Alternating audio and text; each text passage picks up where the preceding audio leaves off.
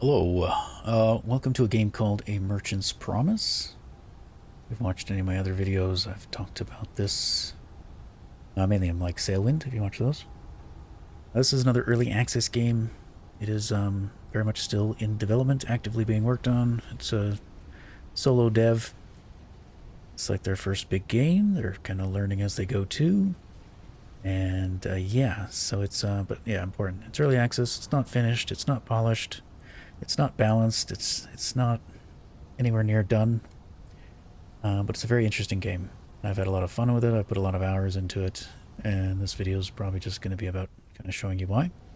I do have some other videos on this game on my channel. They were done in a different version, so we're now patch 37. This is a big update, according to the dev. But no, it is. I've been testing the beta build. This is now the regular build, so it's a bit like stable and ready for kind of more testing. He's redone the map. It's, yeah, quite a lot has changed. So let's hop into it. So we're going to do a new game. New character. Permadeath. No, there's not really any need for that right now. Tutorial. I'm not going to put the tutorial on, but if you are checking out the game, do it. Because it does have some unique mechanics and controls, and it's worth doing that so you're not completely lost. What you can do or can't do and all that stuff. While it's loading in, this game does get compared to Sailwind, both by myself and others. And it just has a similar vibe to it. Similar graphics as well, but those are just assets. But yeah, it uses the same kind of lo-fi, low texture, but overall has a nice look and feel to it all. I think they're both made under the same engine as well, Unity, if I'm not mistaken.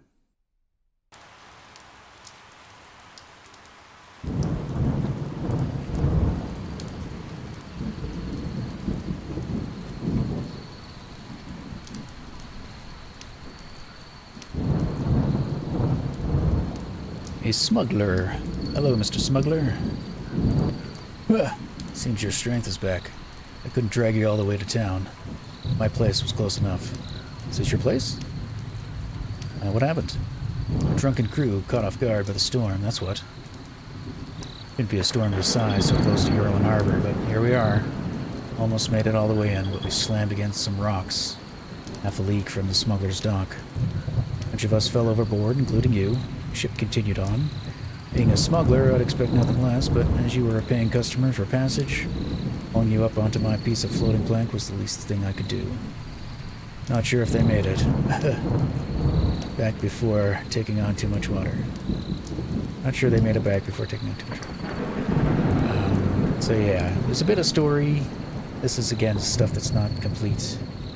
There's some stuff here to read, and it'll help you kind of get started, too. Is there anything you can spare? There's a few things lying around. Go ahead. When I'm better, I'll head to Harbor Market anyway. It's early morning. Sun will be out soon. We should be able to find a few coconuts after winds like this. I'm too tired to get them, though. Might be some supplies turned up along the shore if it was loose on board. If you find anything, just remember it's stolen, so don't go trying to sell it right away. Wait at least a season. So, it's introducing us to some stolen goods, and we could ask some more about him, but we won't. Haha. But anyway, let's get going. So, loose story, we're, yeah, just a merchant. We're not a merchant, but we become a merchant if we choose. So something I mentioned about this game that I really love is the controls for handling items. It's pretty robust. It's pretty precise. I have not seen another game. Maybe there is one, but yeah, I've never seen one that handles items as well as this one. So there are some survival elements. We have health in the bottom left corner. We have food and water, and we have stamina. Ding ding. That loud bell is the beginning of the day. We're gonna grab this stuff because we're very poor. We have 0 coins to our name. So yeah, loose story is we're like in a new world, and we got to try to find a way to make a living. And the name of the game is we're going to do that as a merchant. This game more focuses on the like cargo aspect, I guess, or at least that's what it feels like to me. that, you know, like, it's very much the handling of things, where Sailwind is, it does a little bit of that. Yeah, I mentioned coconuts. Coconuts. But yeah, like things roll. Things have physics. Things have kind of like full-time physics. So I'm going to compare it to Sailwind. This isn't a stab at Sailwind. Sailwind's doing its own thing, and it does what it does well too. But yeah, like you can move other objects around with the object you're holding. What's new to this version, if you saw my other videos, is you can actually pick up multiple items now. Depends on the item size. Look at the bottom right corner, there's a hand with the number 4. That tells us we're holding 4 items. Yeah, it depends what you try to pick up. Sometimes you can only pick up 1 item. There's a rock over here. Pick up the rock too. I can. I can also drop the last item I picked up. Rocks are one of my favorite items just because of this noise.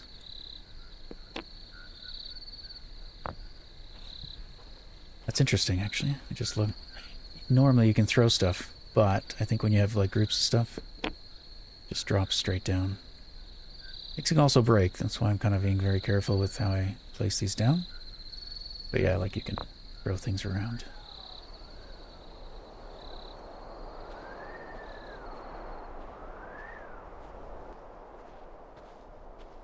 So what the dev's been working on for the last like 6 months, I think, or so, since the last version, was like redoing the world. He made it a lot bigger, like 4 times bigger than it used to be. His 3rd rendition of the map. He's changed it a couple times. He's hoping this is the last time. So Yorlin Harbor and Smuggler's Cove. So the Smuggler, you mentioned Smuggler's Cove. That was where they were heading on their ship before it crashed, saying that they got a big storm that wasn't wasn't normal. So let's head there first. See a ship right there. And I'm walking right now. We can run. Go a little faster. Oh yeah, here's the ship. So let's put stuff down. Now the one thing this game, to me, struggles with a little bit is lighting. It can be either a little like too light or too dark. So we do have this like personal torch that helps if it's too dark. Probably keep it off as much as possible because it's a bit bright. Sometimes you need it. Let's take a look. This is the ship. It's pretty barren. But yeah, some other things kind of have physics too, which is kind of fun. It kind of wigs out. See if there's anything below deck. There are some powder barrels. They are stolen. Another thing this game does, a little bit similar to Ember's Verge, if you're watching that series on my channel.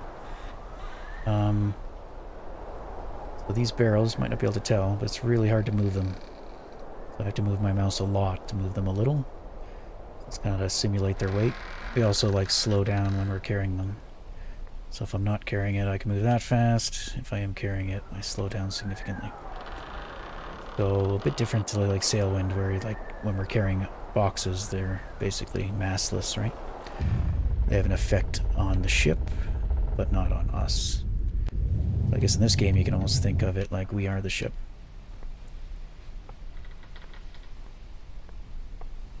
Alright, what else we got here? Got a backpack. Okay. So this is new. If you've watched previous videos, he's been working on like the packing system, storage system. I think one of my last videos was kind of showing the real-time physics that he had for crates and stuff. Where items were like loose, and he was switching that out for something different because of just performance issues. But now he's kind of reintroduced that, which is kind of neat. Kind of a hybrid system. And I should be able to... Yeah, we can store a couple of these, I think, in our backpack. I can't get a 3rd. So if I take the backpack off... Let's see here. This is my first time playing kind of the full release. I was testing out the demo quite a bit, or not the demo, the beta. So yeah, you can see there, it kind of goes transparent. You can see the items in there. I could pull some stuff out. I could pull the last item out. can also put stuff in this way. They kind of auto pack. And then we can load it on our back. So you used to start with a cart. We don't anymore. We start with this backpack. And it's kind of like progression. I think it's working okay, from what I can tell. But who knows? Might add in a cart again. From my testing, it seemed okay. Ooh, a crate. If you had the tutorial on, it would probably come and teach you this stuff. So crates have lids, and you can put stuff in crates. So why don't we do that? So yeah, things stay as physics items again in crates. That changed in the last update, where they packed in kind of like the backpack. But yeah, now you can like pack things, which is I think awesome, because it's one of my favorite parts of the game, is just loading things into crates for some reason. Find it very satisfying to try to figure out, like a puzzle, best way to load things. Now items, maybe evident with this coconut, they don't match exactly the shape, just for like performance reasons and stuff. But yeah, what has changed with this update is as soon as you pick up the crate, items become static in there, so they won't fall out.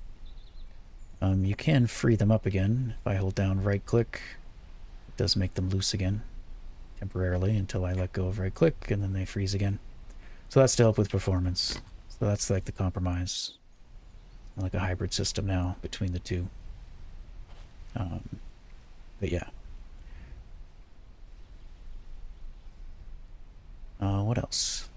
There's a lot of coconuts around. I think he said there's some stolen goods washed up on the shore. Here's one. I think there's more over on that island. I don't feel like swimming over there. Ooh, there's a scroll. I haven't seen that one before. So we can't sell these right away because they're stolen. Yeah. We could like store them. I think instead stuff in this game also has durability. Certain things are more delicate than others. You can also now lock the cursor, or lock the screen, the camera I mean. If you like, gives you a different way to like manipulate objects without having to swing your camera around. So I'd like to try to smash this. It should break. It's actually lasting a lot longer than I thought it would. We see scratches? Let me see. Let me clean it off. You used to be able to clean... Yeah, there we go. You can wash stuff off in the water, because it does have shaders. All that stuff that we saw in there was dirt.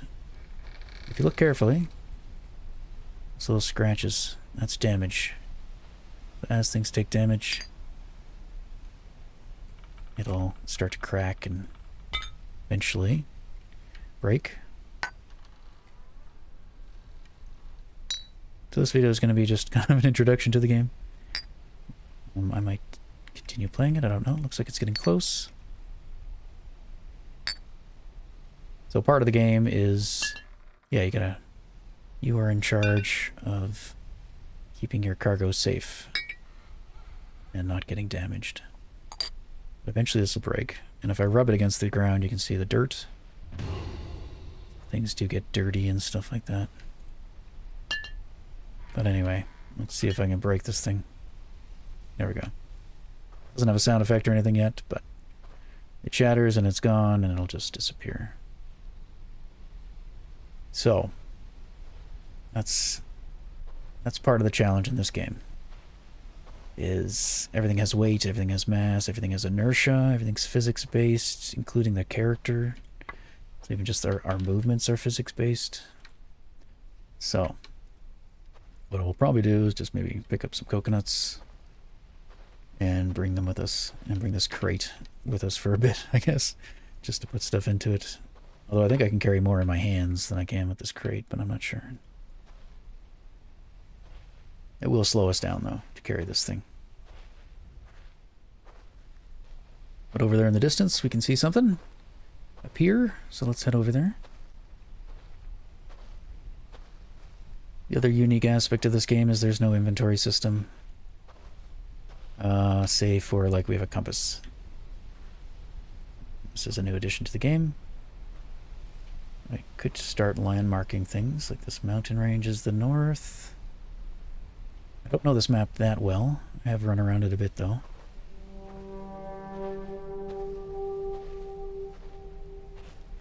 And we are in Yorlin Harbor. Level up. So what's all that about? We gain levels.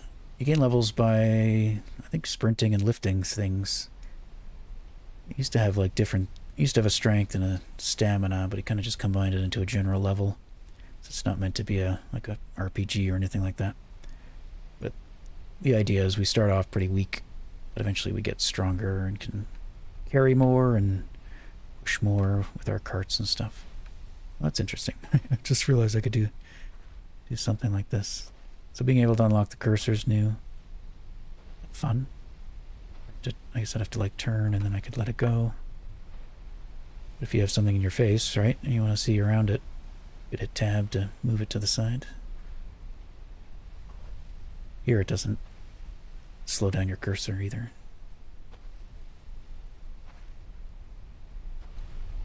But you'll notice we do move quite slowly. Obviously I'm moving slower because I'm carrying that. I could move faster if I didn't bring this crate with me. But I'm going to try selling it, because I don't think it's stolen, right? No.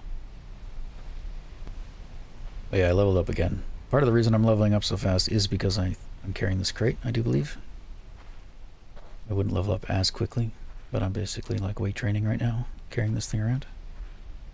It does take stamina.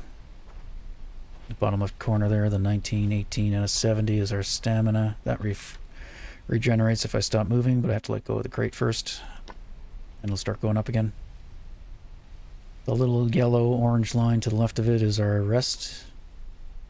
resting stamina, so like our energy for the day. You only get that back by sleeping or resting.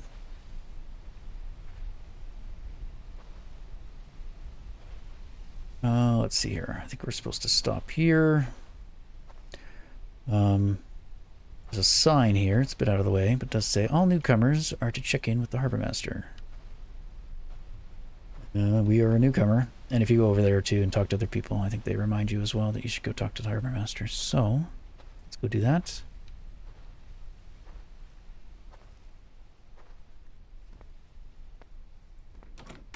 Hello. Don't get up.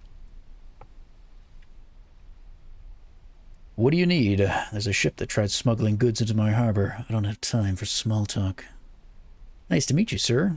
I heard that I heard that from the townfolk. By that I mean the smuggler who brought me here. Sounds like a few got away. Already sent word to every port and village around about the powder kegs they were smuggling in. They will be reported the second they try and sell any of them. I will make an example of any smugglers I find in Yorlin Harbor. Yes, and rightly so. Say, is there any work in the area? For a worthless merchant like you, no villager is going to buy from you until you're at least a cheap merchant. So don't waste your coins on any trade stalls. How do I make money? I go forage and sell what you find to earn enough to buy a few things from other traders. Transport those goods to another town. People may pay more for goods from other areas. Travel is hard. Many prefer to pay coins instead of venturing to another town or village themselves. Right, what about these trade stalls you mentioned? Locals are sharp, and they gossip. They know just who they're dealing with, so don't think you can hide a bad merchant status. The higher merchant status you have, the higher you can set your prices and still make a trade. So I get one of these stalls. There's a chest by the stall you can rent. Just place your coins inside and sign the contract to open or close your trade stall. Watch the time, as every day at dawn, reset your trading rights. You'll need to place more coins and reopen your area. Is there anything around here you don't care about anymore? There may be a few things. This majesty? How do you speak?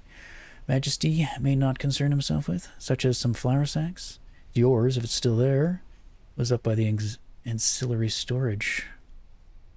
My name is not Player. Can I change it? Yes. All right. I go by M. Just one letter. Sounds distance. Indeed, yes. Alright, well, thank you. Goodbye. Close your door.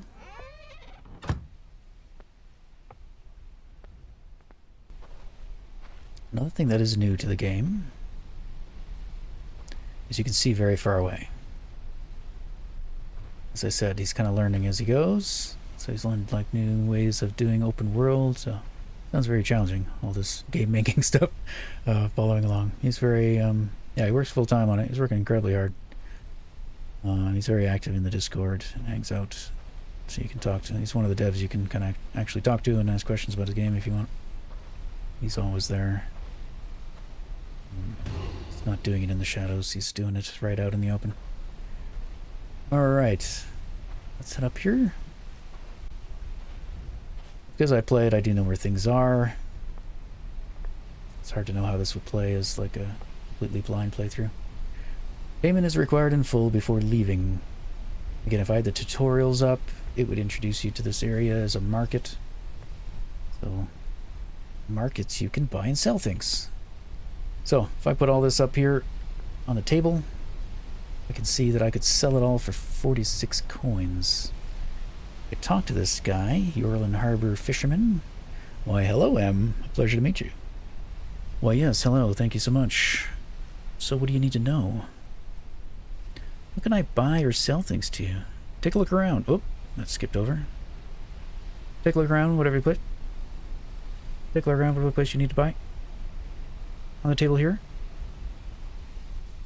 Or, if you have items to sell, take a look at them.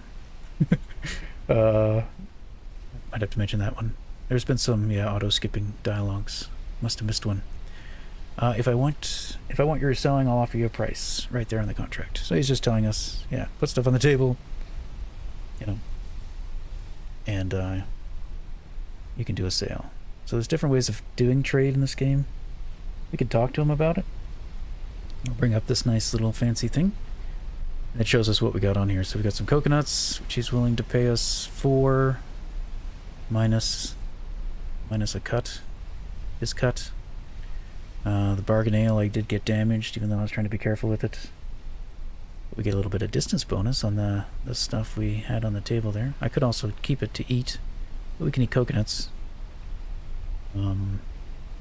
So yeah, I think I will do that. So we can either do it here, and we can do a trade, just hit confirm, and it'll sell everything out of there. I don't know if he'll buy this. He will. Okay, that's what I wasn't sure. If he'd buy this crate.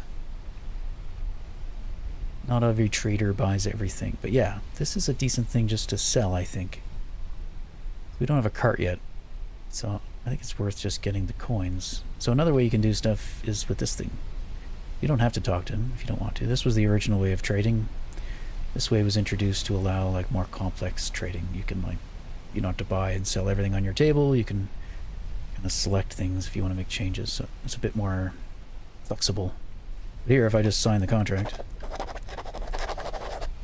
crate gone, coins here. This game has like, yeah, coins. If you look in the bottom right hand corner, I have a coin purse. So I could take out like, I could take out all my coins. It kind of auto converts stuff up. Silver bits are worth 20, copper coins are worth 5, copper bit is worth 1. So I don't have enough money to get a silver coin. A silver coin's worth 100. I only have 72. So 72 coin, we might be able to buy some stuff. Also forgot about my backpack. I don't want to sell my backpack, but there's a couple coconuts in there. So let's try selling those. Don't think he buys backpacks. I don't want to sell it anyway. Yeah, no. There we go. So we could, you know, buy some things and see what we could fit. I don't think we can fit much in this backpack, but you know, we got 80 coin. Just gotta be careful. Everything looks pretty damaged. Everything's pretty broken. What kind of business are you running here? Yeah, I think spawn in with a random amount of damage. But you might be able to find something that's brand new. Though, my last testing that I've done, yeah, like most of this fish doesn't look too bad. This one doesn't look great. But this one looks pretty damn good. But they change, right? Like the more damaged it is, 20 gold, or not 20 gold, it's 20 copper, 20 coins, 20 currency, I guess, versus 66 for one that looks pretty undamaged. And from my testing, this is again balancing issue probably. You can actually profit more by buying the most damaged goods possible versus buying good goods. You want to get good goods if you want to open a trading stall, like the harbor master was telling us. People don't really like, if you're selling to NPCs, they don't want to buy damaged stuff. But if you're just selling stuff from one merchant to another, yeah, it's at least from the last time I tested it, might have changed. But yeah, this is what I love about the game. Just this, like the handling of items is so cool, in my opinion. Just now, stuff in shops is indestructible, so you don't have to worry about breaking it, at least yet. Not yet, anyway. But yeah, so there's various kind of goods. Some more crates. A lot of things in the world are static objects, like this stuff. You can't interact with everything you see. Just certain things. I don't know how much of that will change in development too. I am very interested to see where he gets this game to. I think he was hoping for like a 2-year project, but it's been about a year and a half now.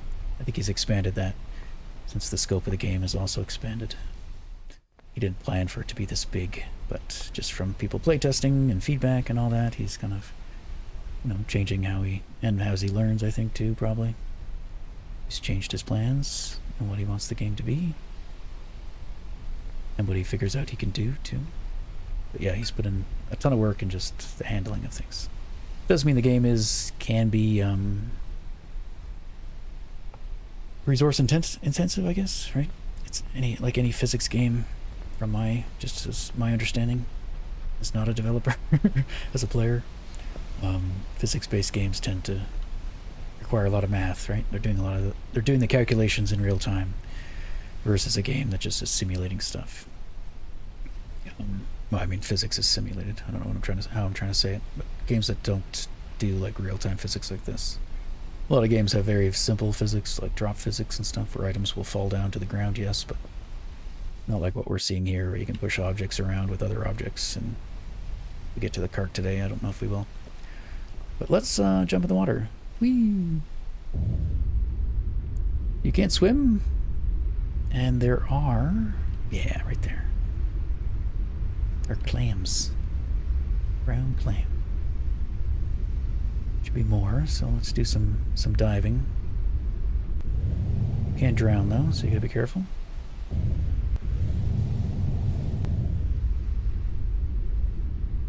There's a couple. And yeah, now that we can pick up more than one object at a time. The previous version you couldn't do this. This is a new addition. And I think it works well. Since you don't have an inventory system, only being able to pick up like one object at a time can be quite limiting. It does kind of work. I did enjoy that too, especially because you got like crates and stuff. As long as you could carry a crate around, it didn't really matter. You could just pick up mushrooms one by one and put them in a crate. Did that early game in a previous version, had a lot of fun with it. But this does work quite well, being able to grab like a handful of items, and that makes sense too if you're trying to simulate real life. You just grab a bunch of stuff on your shirt or something. There should be more than 3 of these. I don't know if it's random. I think it probably is. Maybe I just bad luck, or I'm blind. It's hard to get a breath. Nope.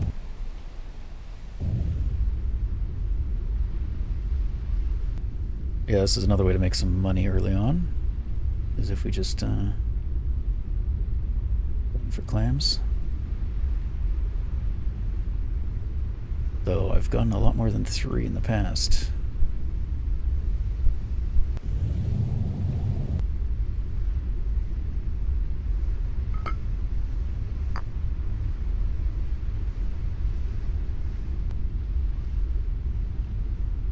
And I haven't thoroughly looked around this place. I was kind of waiting to do a lot of exploration when I was playing the game. I did test the beta, looking for bugs and stuff like that. And even that, I think I ended up exploring more than I kind of wanted to. Wanted to save more for just a real playthrough. It's getting dark. Maybe I can find a couple more though. Our light doesn't work underwater. Makes sense.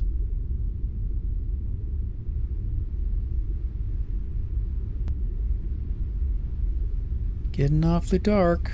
I mean, if there are any, I'm not going to be able to see them. So I get real low. Can drown. I feel like I'm about to do.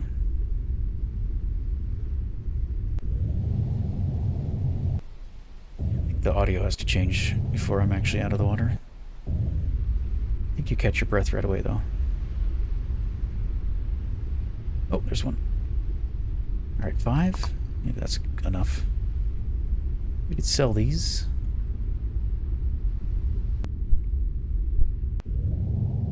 It's got some nice visuals. Swimming has gone better. It's still a little awkward around the surface. But overall, it works. The way I see it, it's good enough. It's good enough for the stage. Good enough in general, really. For the amount of swimming you're probably going to do in the game. Unless there's more like water stuff planned. Alright, so these... yeah, we can sell them. Let's see what he'd give us. So yeah, this is where like the hand stuff is nice, because you kind of just place them a few at a time. So we got 5 of them for 17. We got a blue clam and 4 brown clams. What do they look like individually?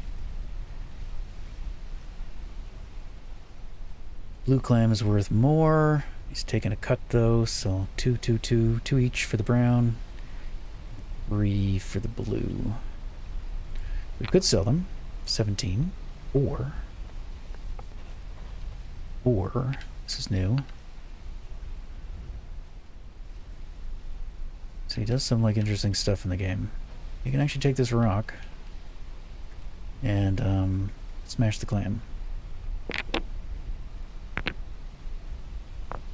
Now, most of the time you get nothing out of it, but yeah, just love how the little stuff. My only wish is that stuff would stay around a little bit longer before it disappeared, but probably helps with performance. And you see 2 drop arrows, a brown one and a white one. The white one is if I let go of it, that's where that item would fall. The brown one is more where the item will hit if you bring your mouse down.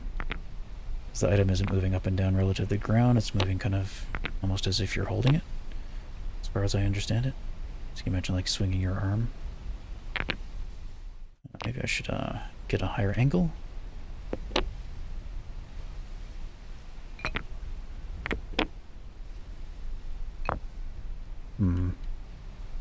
Not having good luck. Oh, hey! So we get a pearl. So let's see. I think I bugged out the pearl. Why are you down there? I don't want to let go of it though, because it's here, let's maybe put it down here. It does roll away. Let's see what we get for this. So we got 17 for the clams themselves, but if you get lucky with some pearls, I mean we didn't get too lucky. 16. So if you get luckier than I did, it might be worth smashing them open. We'll sell that and get a few more coin. Now we're up to 96. And since it's dark, I think we'll head off. Where did I leave my backpack? Yeah, right there. I didn't put anything in it? Oh, okay. Accidentally steal something. Is that a coconut? Yeah. Alright, we're at 55 and 39 if I eat it. 75 and 79. Pay attention? I didn't. What did I say? 55 and 39? So like 20 food and 40 water? Right. We are getting tired. Our resting stamina is quite low. So let's head off. Let's find a place to sleep. I didn't show it, but there was a bed back at the Smuggler's Inn. I think you can also... Let's try. Again, a lot of this stuff isn't like done. I think you can just sleep in these people's beds. Let's see if that works. So yeah, the guy mentioned like our merchant status. So kind of the idea of the game is you are a merchant and you start off as a worthless merchant where nobody likes you and you smell and you're stinky and all that kind of stuff. And you kind of work your way up and gain reputation and become a king's merchant. So that's kind of like the scope of the game. Currently it's simple in terms of progression. The developer has some interesting ideas and plans for all that. A lot of it's going to be kind of just what you do affects it kind of thing. So if people see you sleeping in their bed, you know, maybe that would have a negative effect. But I think there's some beds here. Yeah, I can sleep here. So let's just do that. Instead of going all the way back to the smuggler's den. We sleep for about 3 hours each time. It's still dark, but I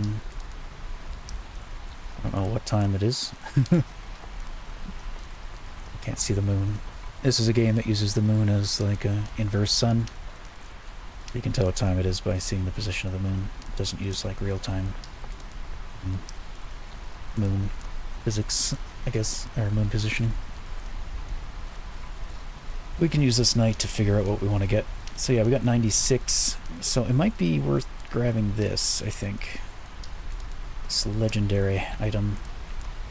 Or no, not legendary. Exquisite. 26. Just to be careful that I don't break it. It's the only thing. Which I do like. This is kind of like the risk. I guess sail in, right? The risk is you sink your ship. And this is the risk is you break your goods. So if you're not careful with transporting stuff, you might lose all your profits. Yeah, there's another one for 38. What was this one? I think they're the same though. Yeah, both exquisite, so this one's probably just more damaged. We bring it close to our face, maybe we can tell. But you don't get like you don't get exact values. It's kind of meant to be kind of ambiguous. Like you gotta like just look at stuff. There's not. It doesn't want. This goal isn't so like it's not percentage based. Oh, I can only fit one. Darn. We should take the cheaper one. Yeah. All right. What else can we fit in our backpack then? Maybe one of these like fish oils. 20. Okay. For good supplies. So yeah, there's different levels, right? Quality, exquisite, good. There's also like cheap. Yeah, cheap. So as far as how that translates in game right now, I think it just affects your merchant status. If you're selling cheap items, you're not going to level up as quickly. But if you can sell like exquisite or legendary items, you'll level up faster. Let's take a whiskey. Can I fit a whiskey in there? I can't. Okay, so I got 2 bottles. Might be able to fit something else. Yeah, okay. Can I get one of these in too? Yeah. How am I doing? That might be full though. No, does not fit. Alright, that's pretty good. 4 items. As long as I don't drop the backpack, should be okay. But that is a thing. If you drop this, it'll damage the goods inside. Aww. Can't afford it.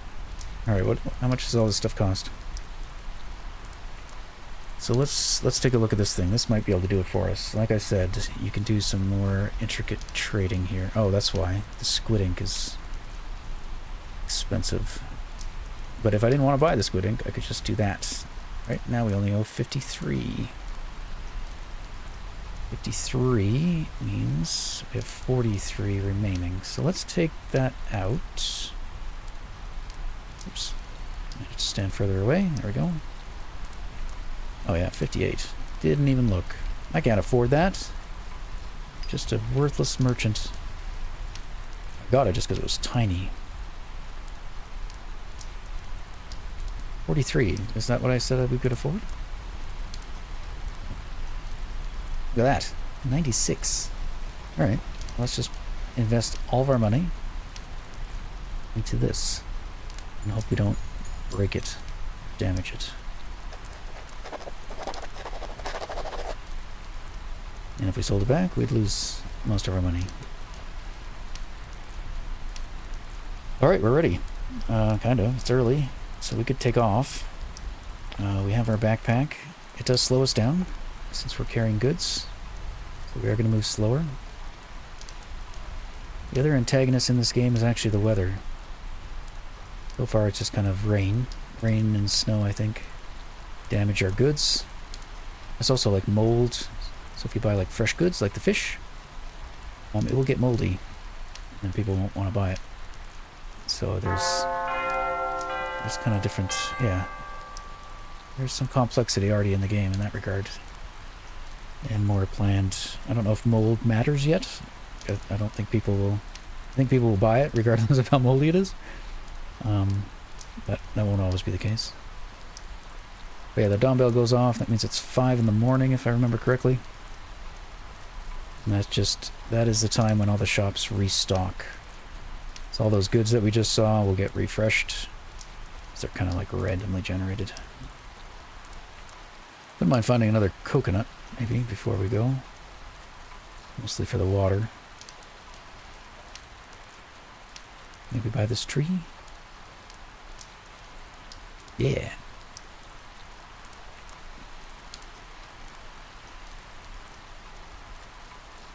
A lot of the game is traveling. But you don't have a boat. So you're walking. But yeah, there's carts. If you've seen any of the other videos I made of this, you used to start with a cart. And we don't. You have to earn it. But that allows you to move, you know, more goods. More goods at a time. But for now we're on foot.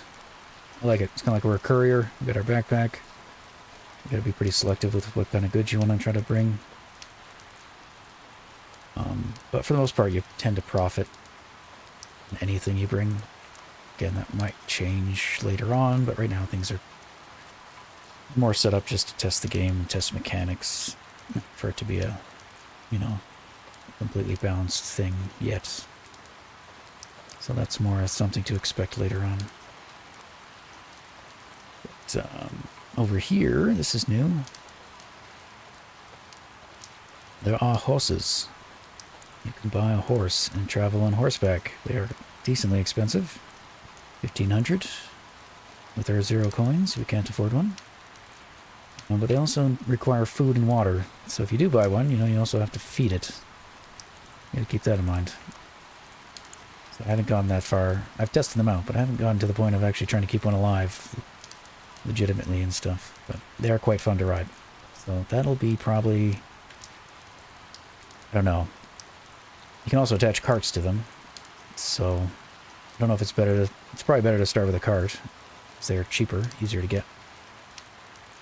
But depending how quickly you can profit, you could get a horse right away. But no, we're gonna hoof it.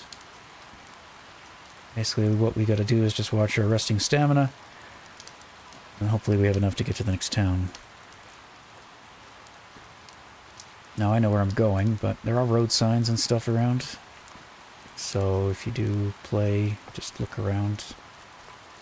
The goal of the game is for it to be kind of, you know, just where you can learn everything you need to from the environment.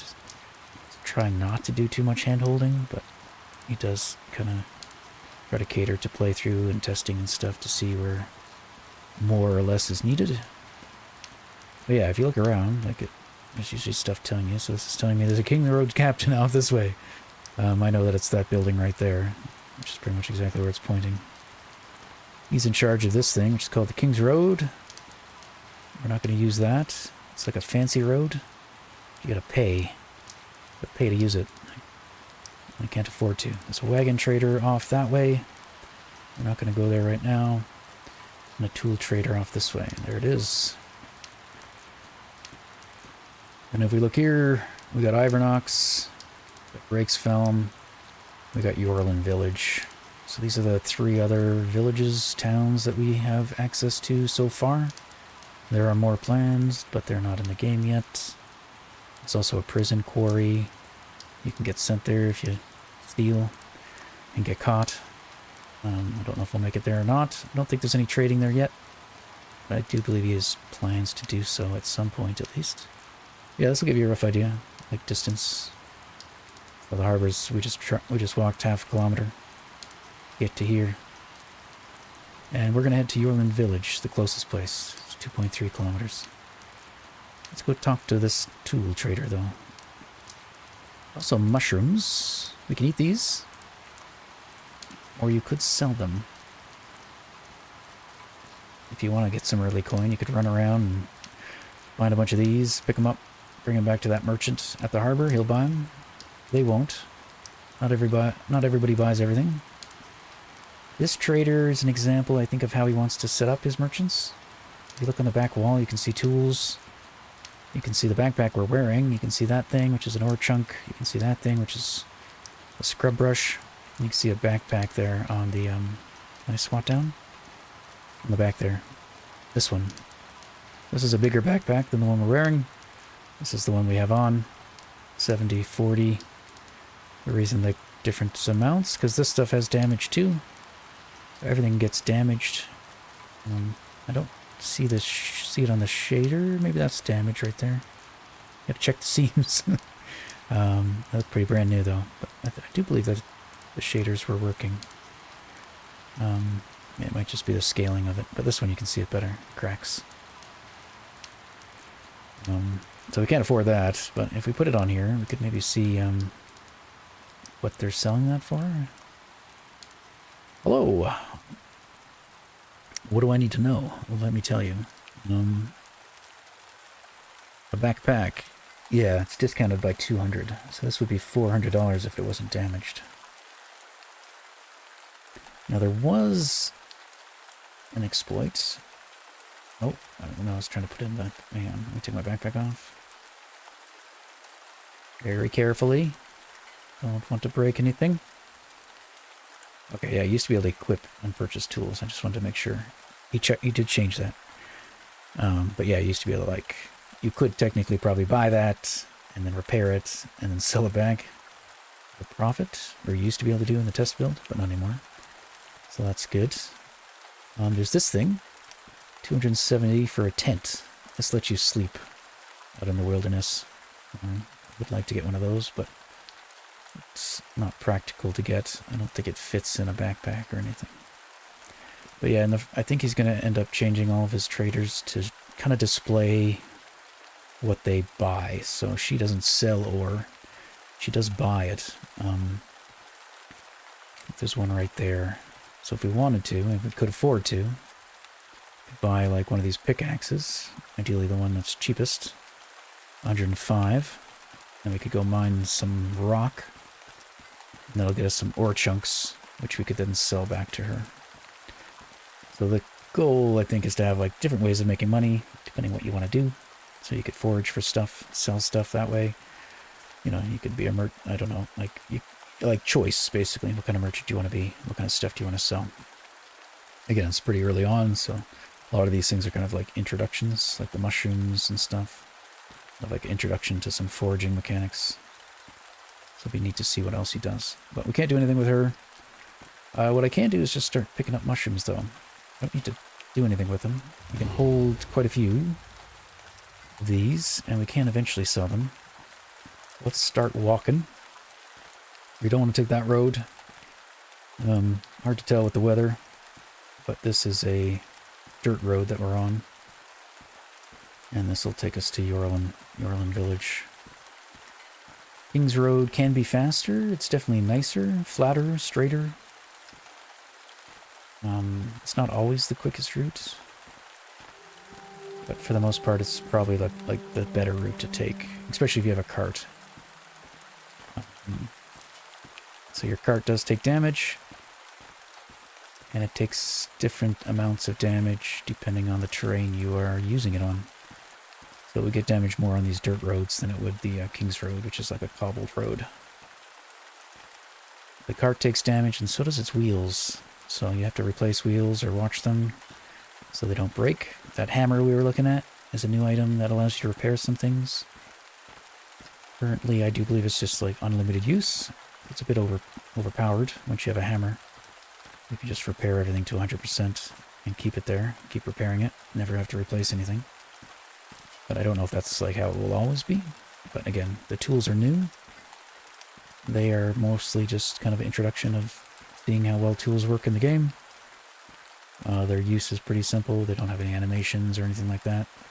It's pretty much just like an introduction to the mechanic.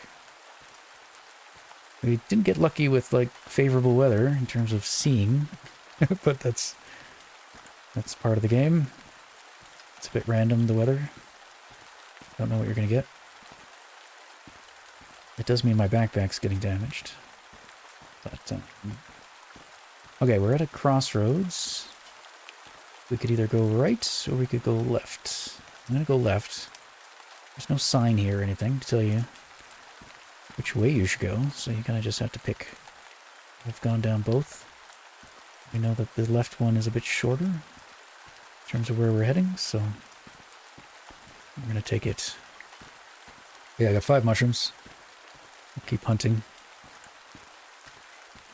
So there's 3 tools available. There's a hammer, there's an axe, and there's a pick. If you had a hammer, or if you had an axe, you could chop this up for firewood. Yeah, mushrooms, there's varying amounts. This one looks like there's 3, but I think it's kind of random how many you get. So it says we have 5, but if I hold down right mouse button and bring this towards this, it'll grab those. So I got 4 mushrooms out of that. It's another cluster over here. 12, that one's 3.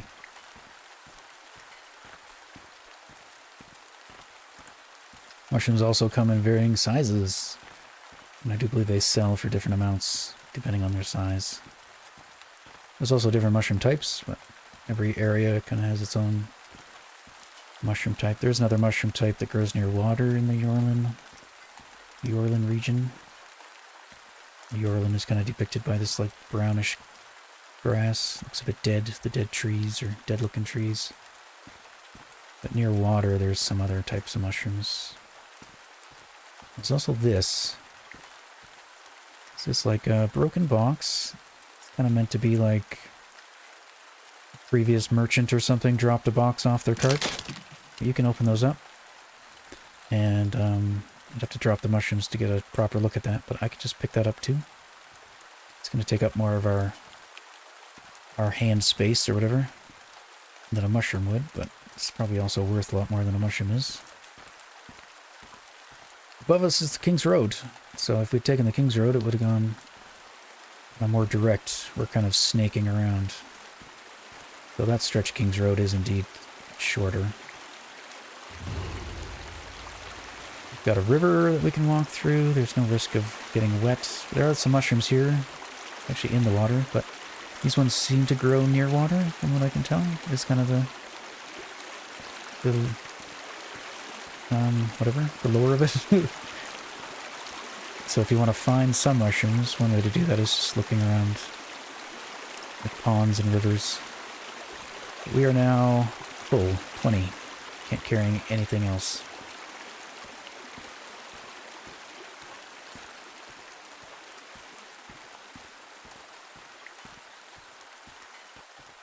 I'm also completely out of stamina. But you can still run when you don't have any stamina. But you can't do other things with like the cart. You can't, yeah, you can't pull a cart if you have no stamina left. I would have to put all these items down to regain my stamina, so I'm just not going to. I don't really have a need for it, since I can still sprint. Maybe that'll change, I'm not sure. But we do move slow anyway. So it might be just the developer doesn't want to punish us too much. Yeah, if we were pulling a cart, we would have to stop and rest. It could be interesting if you could, like, I don't know. I feel like this game could use multiple speeds. Kind of like, oh, what's that game? There's Scum, is that it? Not when you kind of control your speed with the scroll wheel. I've only played a little bit of that game. But also like Sailwind has like the has walk, run, and sprint, I think. Yeah, default is kind of run, but you can slow down to a walk. You can accelerate to a sprint and it consumes a lot of water. This game might benefit from something like that, having more speeds available. So you could sprint, but it would use up your stamina very, very quickly. Or you could run and it would use it up slowly. Or you could walk and you'd regain it all. Sometimes I wish I could move slower than I currently do. We are at an inn. Let me try selling. I do believe they buy mushrooms. I don't know if she'll buy the healing tonic. Oh, the weather stopped. Thank God. Kind of. No, it didn't. I think it's clearing up, though. But yeah, we could sell all these mushrooms to her. And look, get 108 profit. Let's talk to her. Let's see. Hello! Okay, yeah, auto skips there, too. Okay. But yeah, here we got the mushrooms, the domed, and the brown. These ones are the domed, these are the brown. Everything's undamaged. Raider's taking a cut. Get a little bit of a distance bonus. No, I just picked some of these right outside your place. But yeah, I don't see the healing tonic on there. So I don't think she'll buy that one. Thank you. Oh, that was a silver coin. That's worth 100.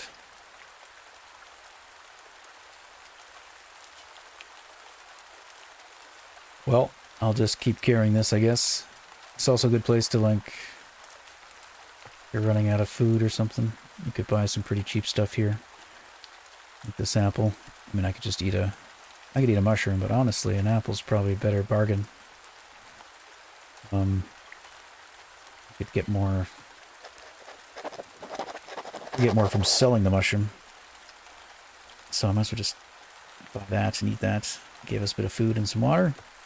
It's probably good enough. We could sleep here. If we are getting low on rested stamina.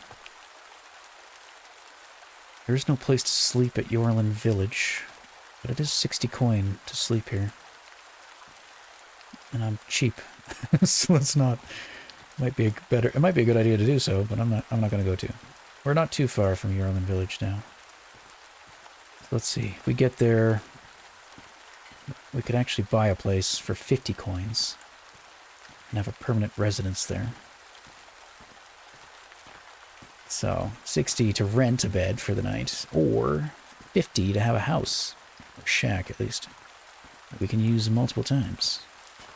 So, I think we'll do that. It does come with a bed, though, so we have to buy a bed. So 50 plus the cost of a bed.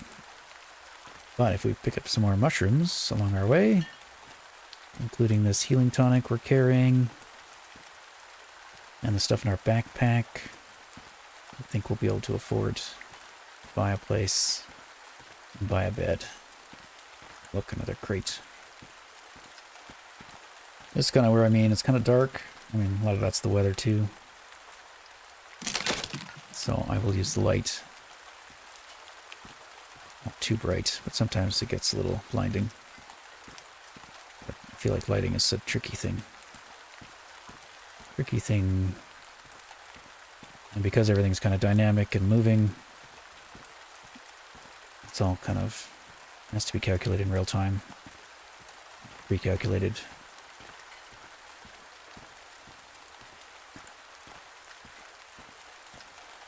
Alright, we're at another crossroads. So a path goes that way, and a path goes this way.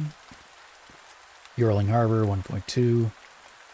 Yeah, Yorling Village, we're only at like 0.2 kilometers, so we're nearly there. Reiksfelm's not too far. Ivernock's further.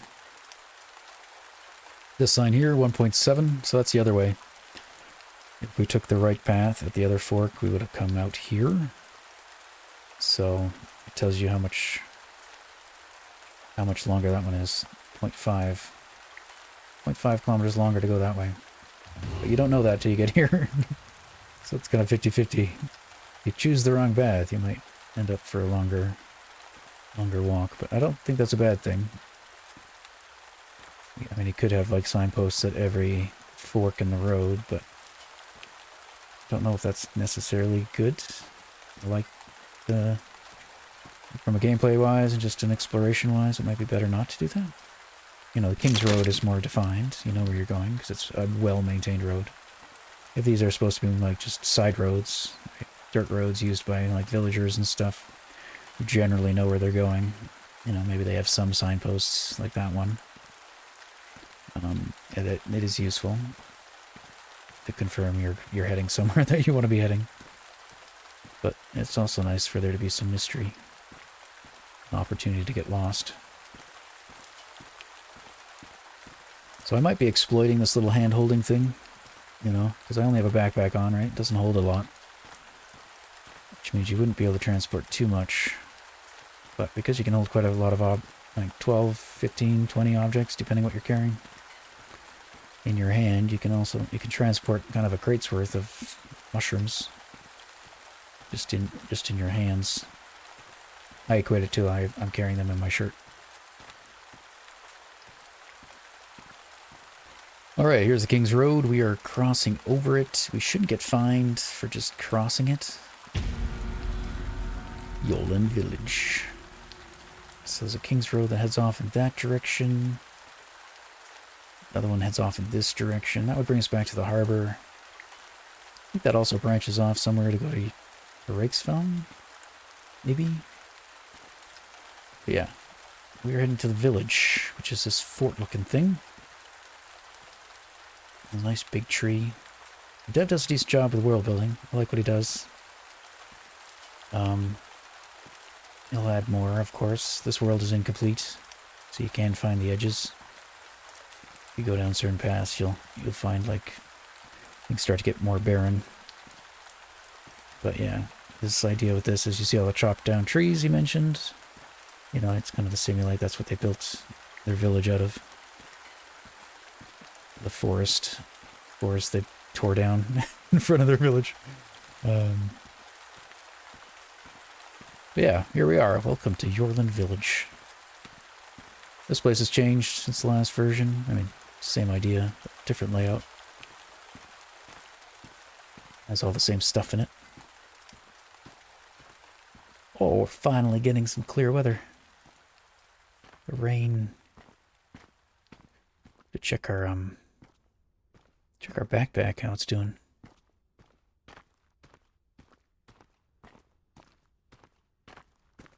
You can't drink this water, but it's kind of brownish. Brown water, not so good. Brown water, not so clean. So you may not want to do that. But here we are. So this is a pretty modest town. It's got some, well, healing tonics. These green things. Green bottles, that's what I'm holding. It's got some bread.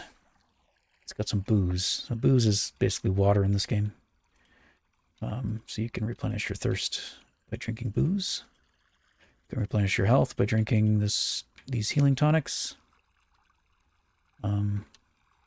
Yeah. So, let's see here. Maybe I can make some room. Get our backpack out.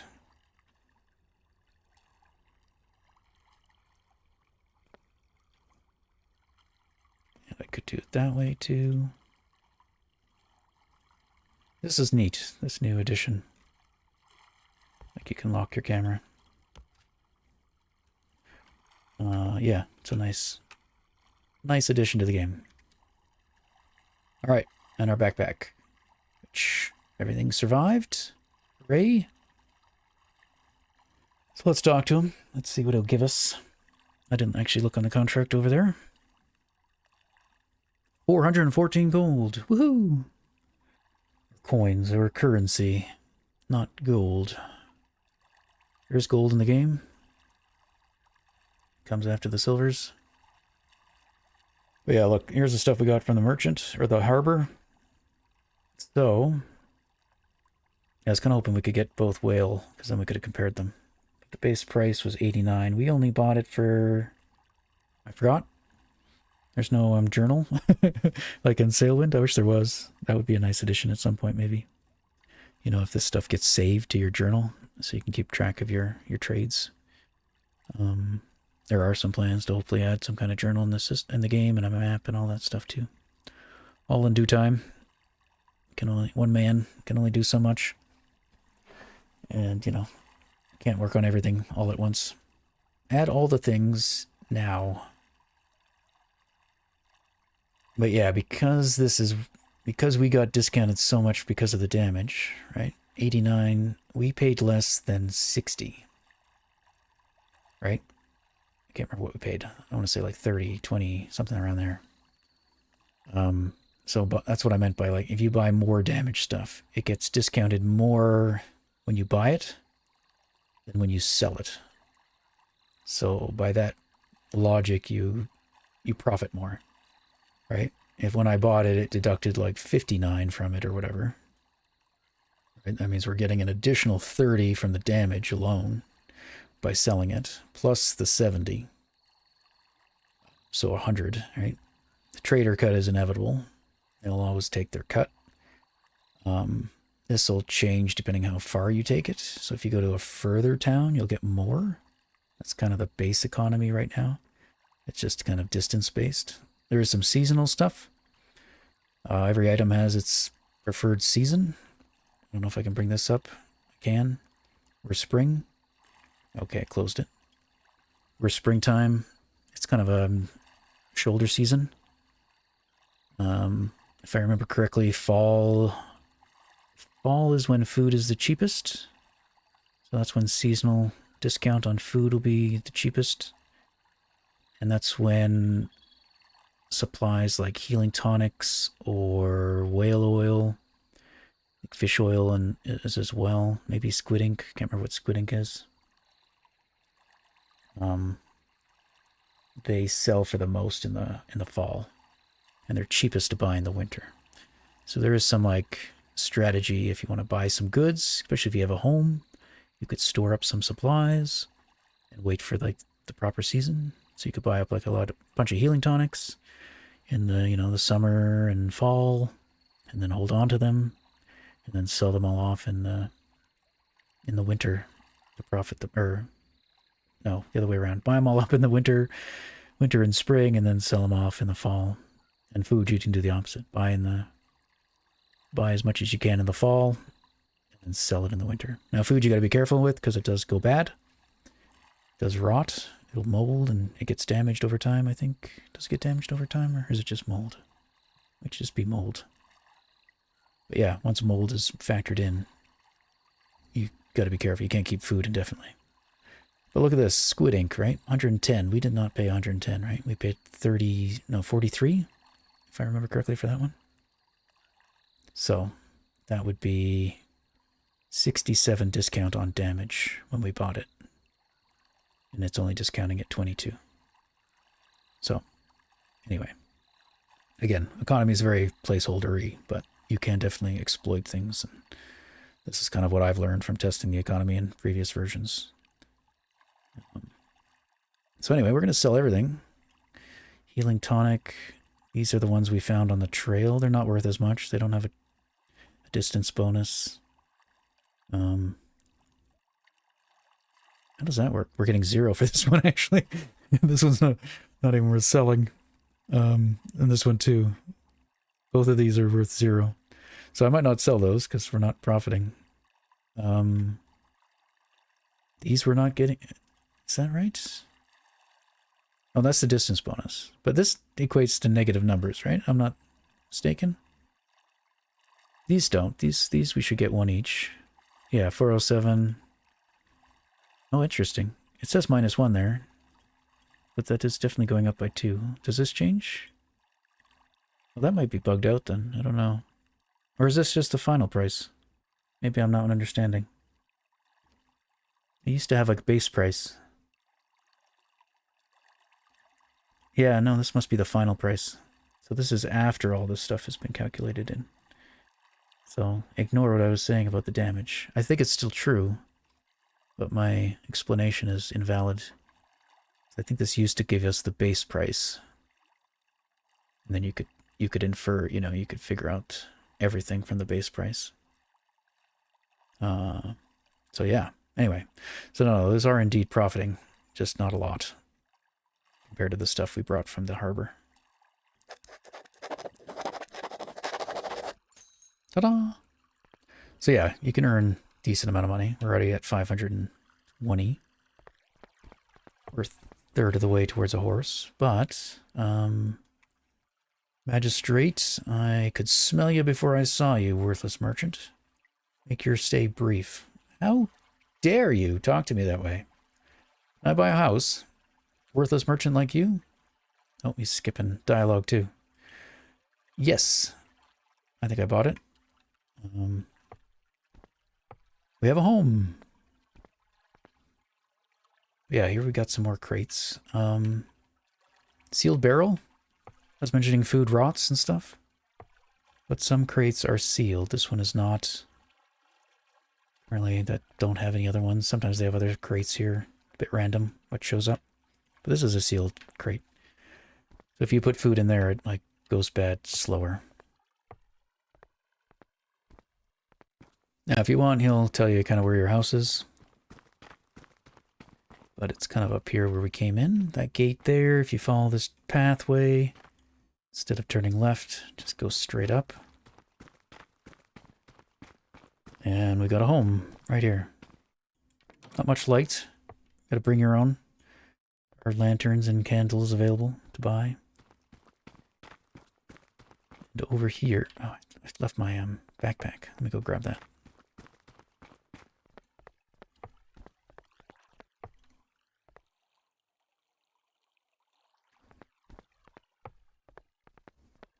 The backpack is neat. It's a cool addition to the game too.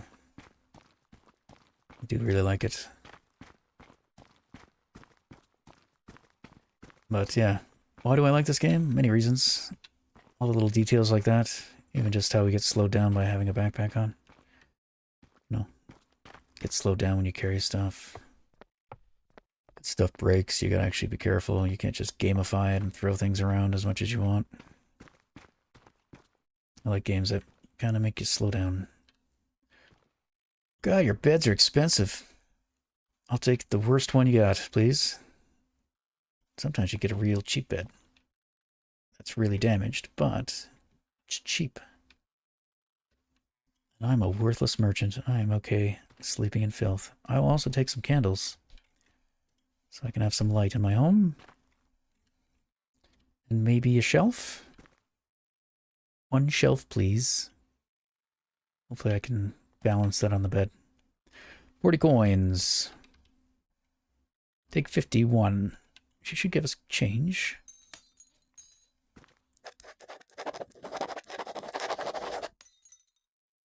Thank you. These I'm hoping will fit in my backpack. Yeah. And let's see if we can carry this. And I'm too tired. Oh, I'm going to sleep in the bed. So there's a rest key here that I'm using. Takes a little bit. It will regenerate some of your resting stamina. Not a lot. You can see it barely went up. But it's kind of meant if you, yeah, if you're out walking around, right? And you run out of stamina. You can replenish a little bit just on the spot there. It's kind of like taking a sit down. Having a little nap. But it doesn't give you much. You really gotta sleep. So it's encouraging you to use a bed, use an inn, or use one of those tents. Now you can use a bed anywhere. Like, I could just sleep. Right, I could have slept right at the market, right after buying it. Right now it doesn't have an effect. Again, the game might change. I mean, I think the plan is for... Yeah, well, that's fine. Ooh. Well, I think that kind of glitched out. I think the goal is for that stuff to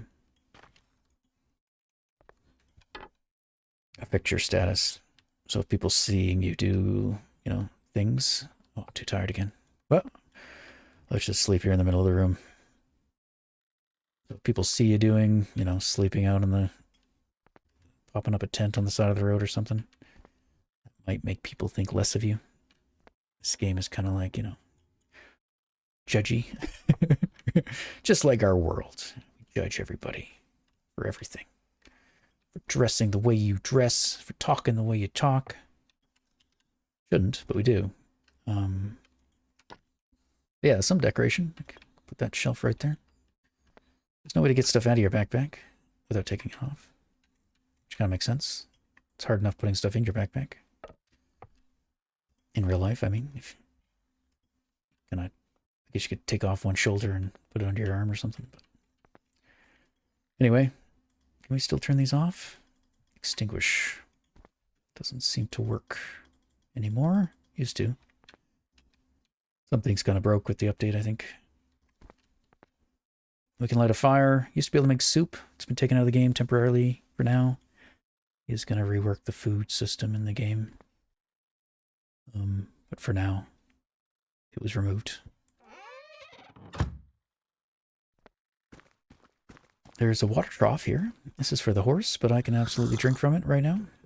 Maybe it will be equivalent to dirty water in the future. But that's a free source of water. That was added for the horses so that they have... You leave a horse behind, it does need food and water. So, yeah. Still no stuff. I think it's still too early, but it should be morning soon. This is a stall that the magistrate was talking about. Different ones cost different money. This one costs 60. If we wanted to, we could put some coin in there and try to sell some stuff, but we are pretty worthless. I haven't gained anything. I might be bugged out. Unless, yeah. I have to see. I should be getting, I mean, I've sold a bunch of stuff. So I should be getting some status, I think. Unless he's changed it back. Used to be if you sell cheap stuff, you lose status. So maybe all my selling of mushrooms caused me to lose status, and I've lost more than I've gained, so I'm at a net with the lowest possible number. But I think you can get lower than 90. Pretty sure you can get down to negative 100, so I'm not sure. Maybe that's just not working. But again, early access. The game is going to be broken at times. Maybe it's not broken. Maybe my brain is broken. All that to say, be kind. Be kind to an early access game that's in development. These bugs are expected. I'm going to sleep again. Just to pass some more time.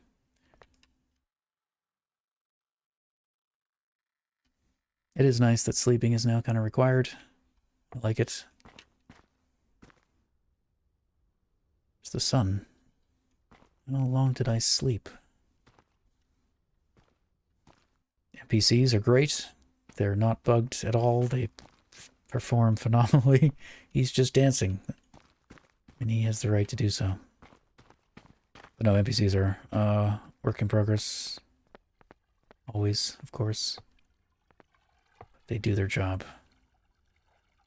Did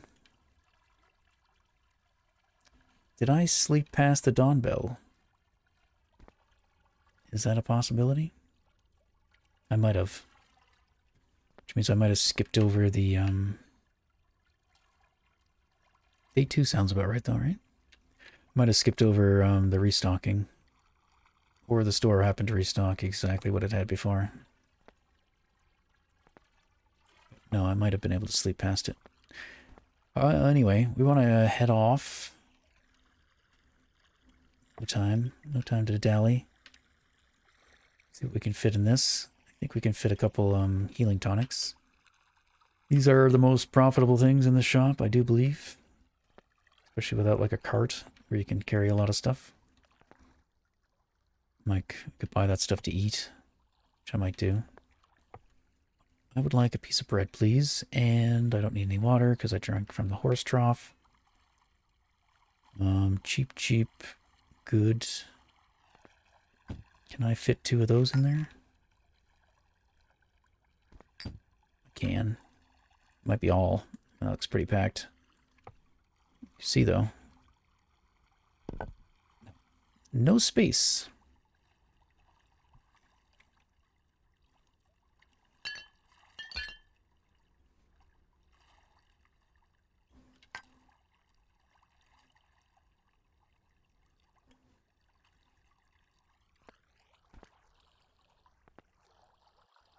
$33. Yeah, we won't profit much from this.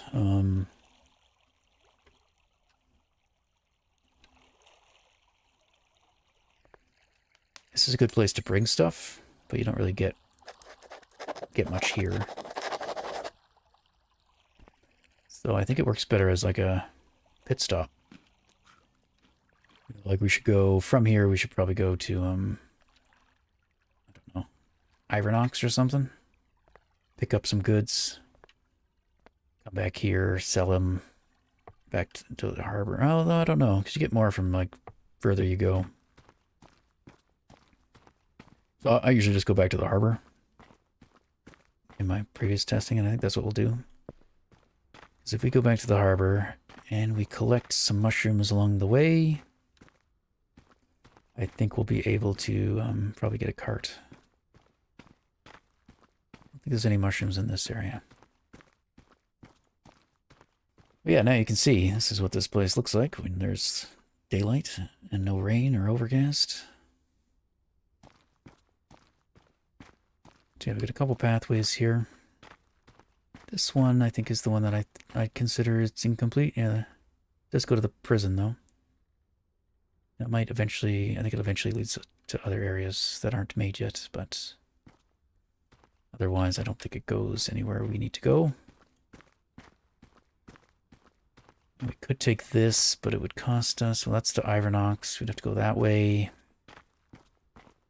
It'd be quicker, we might be able to like cheese it, but for the most part I'm going to play the game as though it's, you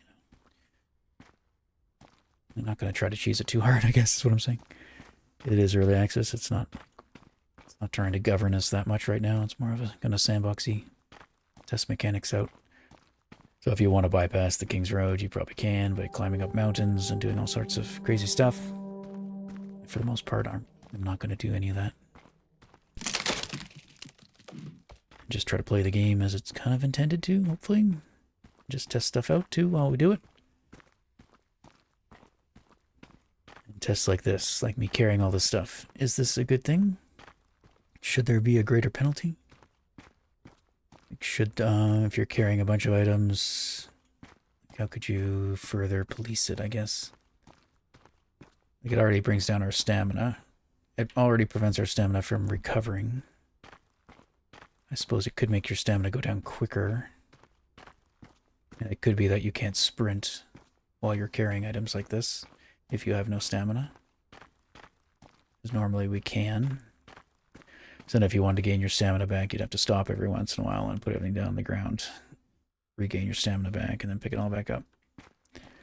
That could just be a hindrance, I guess. An annoyance. But it could also deter us from doing it if that's the intention. Probably hard as a developer, deciding like what do you want your players to be able to do and not do. But yeah, this is kind of, I think as a player you tend to kind of figure out stuff, right? What's the most efficient way of doing it? You kind of find exploits sometimes just by trying to maximize, right? To be efficient.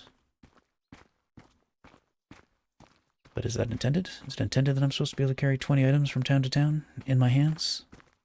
Maybe, maybe not. Does it matter right now? Probably not.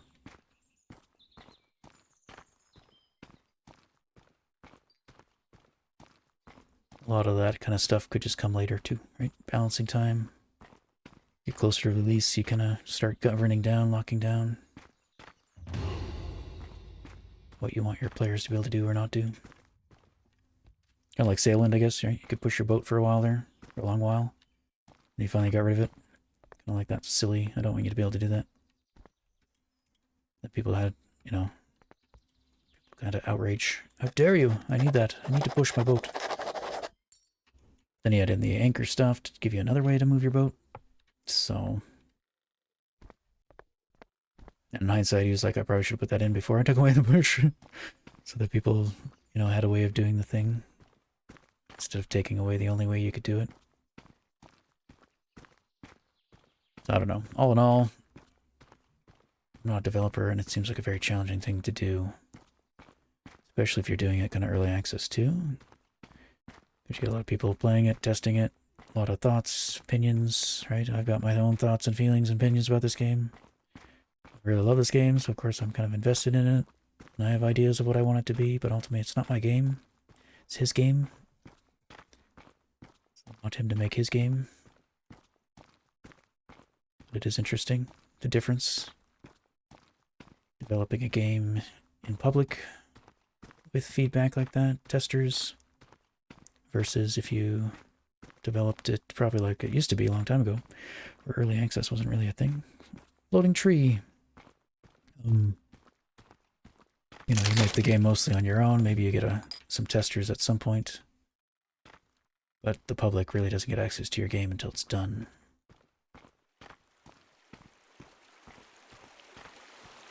You know, that could have its benefits too. The game could be more envisioned with what the developer wanted to make it, because it's being less influenced by, you know, the crowd. People like me saying, ooh, what about this? What about this? What about this? What about this? What about this? On the other hand, you know, some of our ideas are good. They could end up making the game better. It's kind of a mix. Good and bad, I guess. We'll pick up all these mushrooms.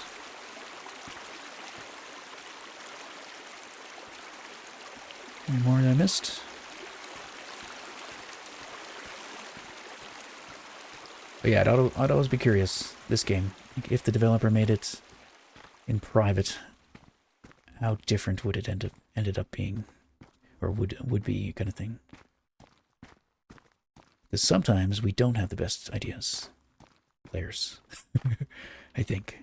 So if a developer's just left to cook in private and without any kind of backseat influencing, you know, where would they end up? And you can't have both. To go back in time and clone them, isolate one of them, and let the other one do it this way in the public's eye, and then compare the two games at the end. That is not an experiment that can be done. If it could be done, it probably wouldn't be very ethical.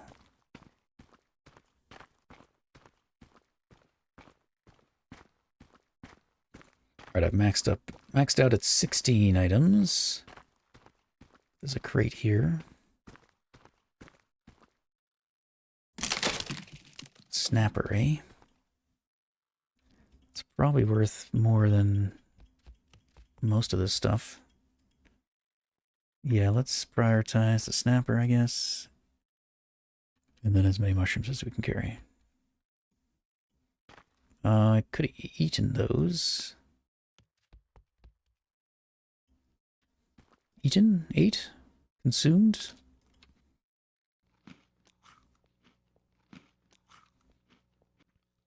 I'm not getting a lot.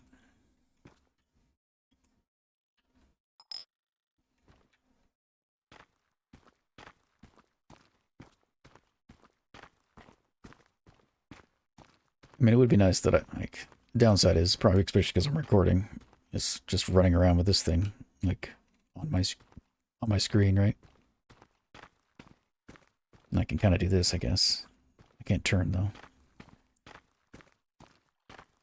But I can strafe. But yeah, it does look kind of silly. Having all that stuff. What was the game I played? It was like that mountaineering one, where you had like hooks. It was kind of just early access, or not even early access, just a playtest.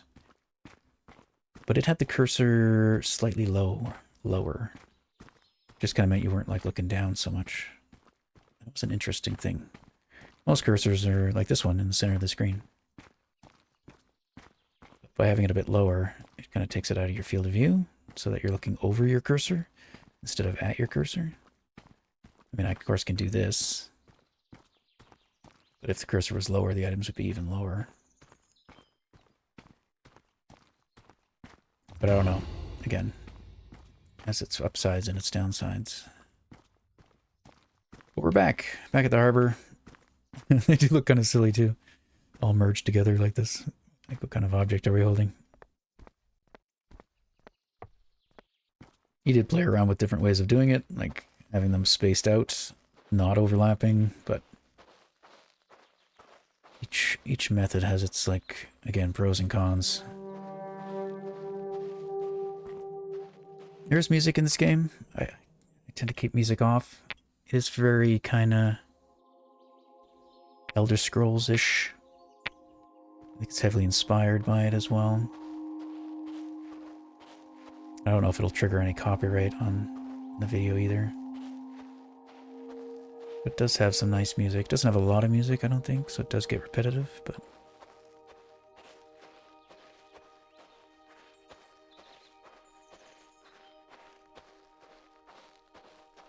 It's a nice game to just kind of...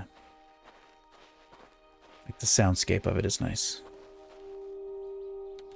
And it does give you a decent amount of sliders. So... You can, you know, if the weather's too loud, you can turn that down. If your footsteps are too loud, you can turn them down. You know, so I tend to have, you know, most things at 50%. I have a couple things all the way up, because the collision sounds I like. The clunking, the clicking of the sounds of the stuff, so... You know, and I could get it louder still if I increase the master. So it's got a decent amount of, like, customization that way, which I appreciate. Well, maybe we'll turn the music on for a bit here.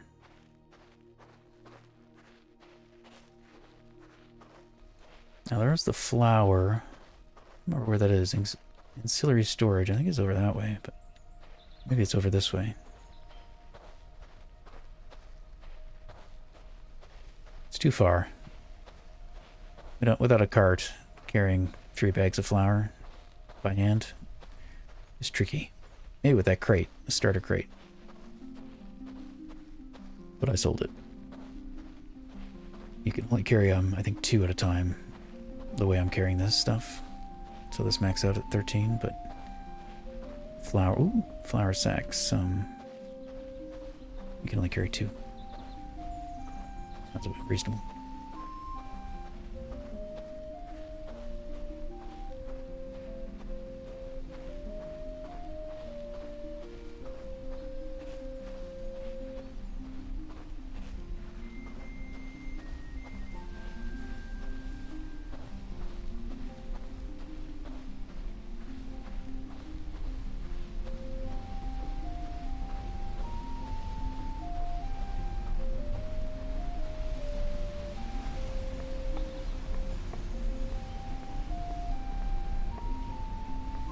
Newcomers go see the harbor master. Already done. But yeah, it's very satisfying, I find, just doing this. Dropping stuff one by one. 141 profit for free stuff. All of that is free. Just found it laying around on the roads. Alright, so yeah, we determined that that's not quite accurate. You could still determine the base price. So like that squid ink that we sold for 110 that we bought for 43, right? So that's 67 total. If we deducted the distance bonus and any of the other values, damage value, we could have probably figured out the base price for it. But yeah, so these ones, they profit decent, the healing tonics. Just because of the distance bonus. I don't remember what we paid for them though. Oh, we didn't buy that one.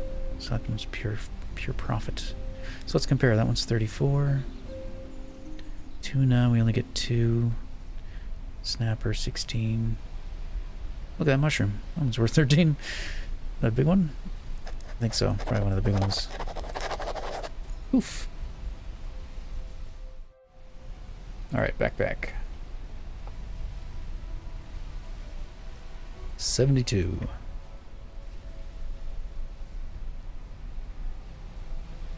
Well, yeah, comparable actually to the one we found.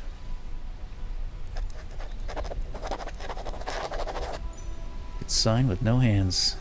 Alright. We are up to 617. I think we should go look at a cart. We can afford a cart, if there is one. Might be worth doing that. I don't know if I want to go fishing for more clams. I don't know what you call it, snorkeling? If there's any more that came back. A little concerned I skipped one of the dawn bells, but I think there's been at least one dawn bell since I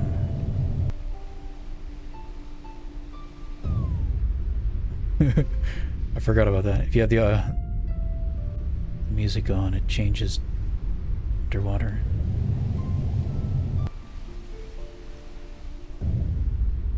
There's a couple.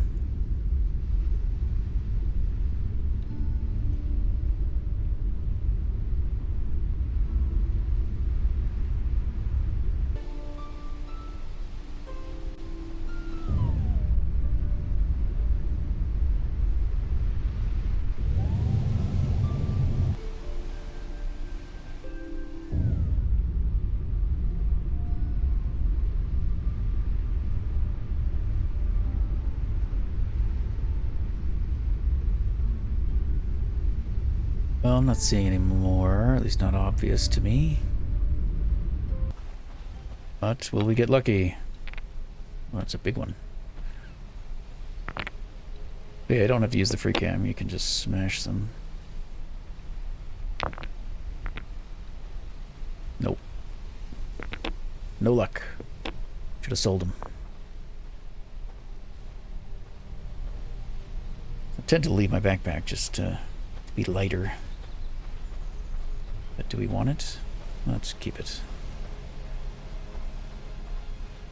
I mean, it's empty right now. I don't know how much it's slowing us down. Also take a snooze.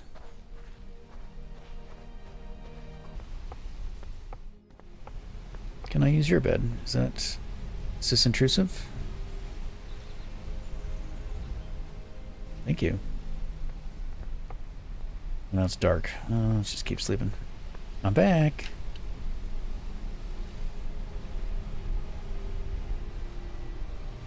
Don't want to skip another dawn bell, but let's see if maybe we can make it happen. Day 2.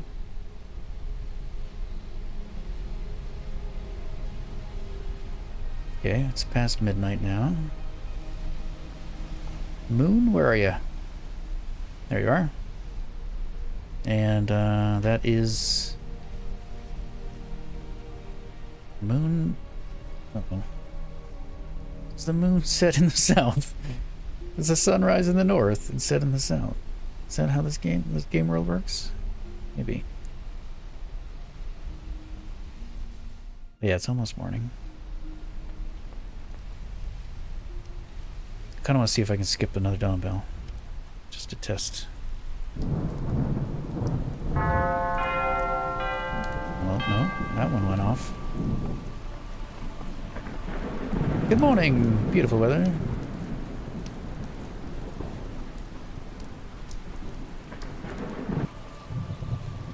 Yeah, this is where there's a bit of a debate on what I should do. Because the wagon trader, I mean, it's a decent little walk to get to it. So if it doesn't have a wagon I can afford, kind of just wasted my time walking out here. But I could also fill up on mushrooms again and bring them back to sell. So either way, I guess we'll earn some coin. Crazy lightning went like horizontal.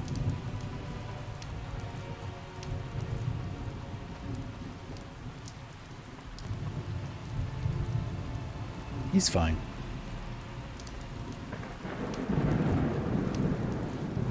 There's ale. This is an ale checkpoint. You can actually buy ale.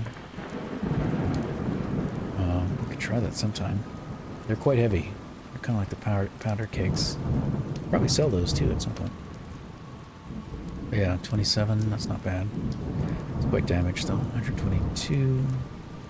135. But yeah, you could sell. You could be a beer, an ale merchant if you wanted to. But yeah, quite heavy, quite awkward to move, even with a cart. But if you do buy them, this is where you pay for them. The gate will close until you pay. So we got some choices too. We can get a cart, hopefully. There's also a pick right here. Could buy a pick. What do we do? Let's go check the carts. Because we might want to buy a pick first. So if we buy a pick, we could mine some ore. We could probably mine enough ore to pay for the pick. But if we buy a cart and then we don't have enough money to buy a pick, then we can't do that. And I would have to pick mushrooms and bring them all the way back and sell them to be able to get a pick if I want to get a pick. Which I don't know if I want to get a pick. Other than if I can get a pick that just pays for itself. Then I would get a pick. But yeah, here we are, merchant. He sells 3 different sizes. This one is large. This one is medium. Oh, this one's just about to fall to pieces. This should be dirt cheap. How much for this one?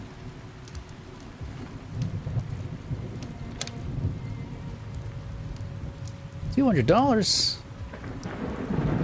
It's a bargain. Take it.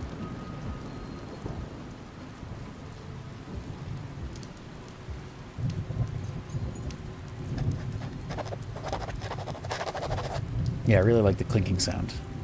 Fortunately, even with like the volume all the way up, it's still pretty low. Wish it was louder. Let's turn down the weather, shall we?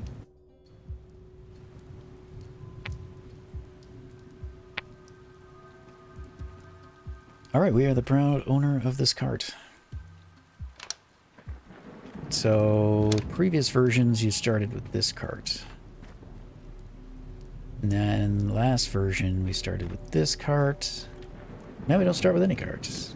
I kind of like that. You can take wheels off. And you can put wheels back on. You can swap out wheels. There are different qualities. Different durabilities. They'll last longer. The wheels themselves will break. Right now these, I think, are in pretty good condition by the looks of it. I think they start off at 100, regardless of the cart condition. The cart doesn't take damage directly, but if you, like, drive it into something, it will. I don't want to test that, because it might just fall to pieces. I don't know how many hits this thing could take, so we gotta be careful with it. But we have a cart. Carts have brakes. This one's right there. Can be wise to do that, otherwise it can keep rolling. Roll down a hill or something. Should be a lot of mushrooms around this pond. Yeah, look at this. Let's collect all these. We are going to head back to the market. Maybe grab a crate or two and fill that up. So we might as well capitalize. Do some foraging. Get some mushrooms.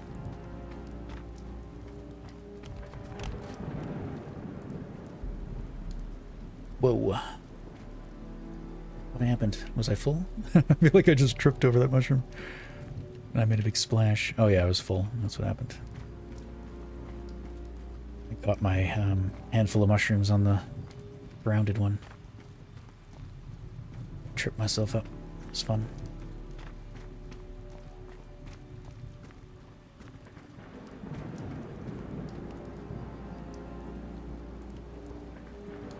Now this has like incredibly small rails around the side. Comically small. But, you know, it's enough. Enough to hold in the mushrooms.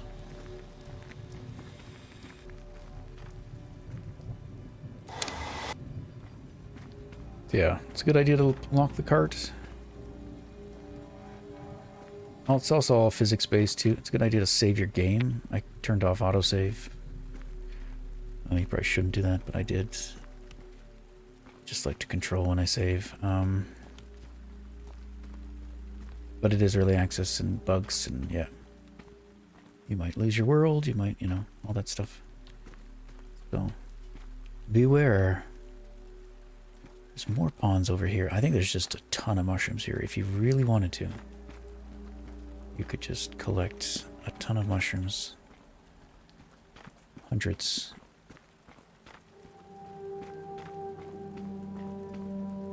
There's also some ore there. There's a few nodes that I'm aware of. I don't know if we'll do that. I don't think the ore is worth much. Last I tried, like 16 maybe a piece. But you absolutely can, you know, earn back a pick. But other than just to show it, I don't know if it's worth doing. Unless you want to. But you could go around with a pick and your cart and fill it up.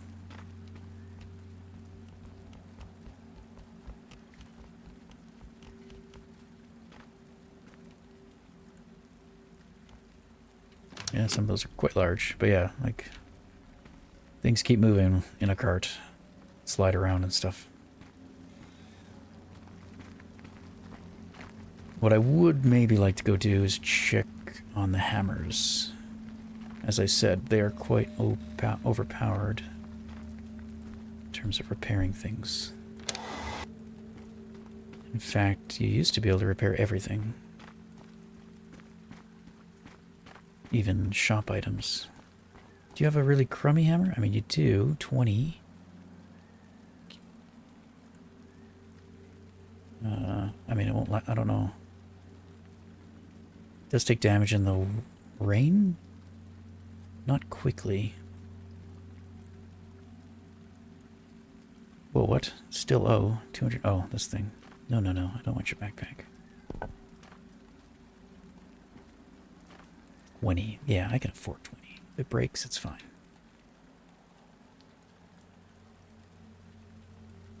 If you had 2 hammers, you could repair the hammer with a hammer. And before I fixed the exploit, you could have just used the shop hammer to repair this one. But yeah, tools are new. Apparently I'm holding it backwards.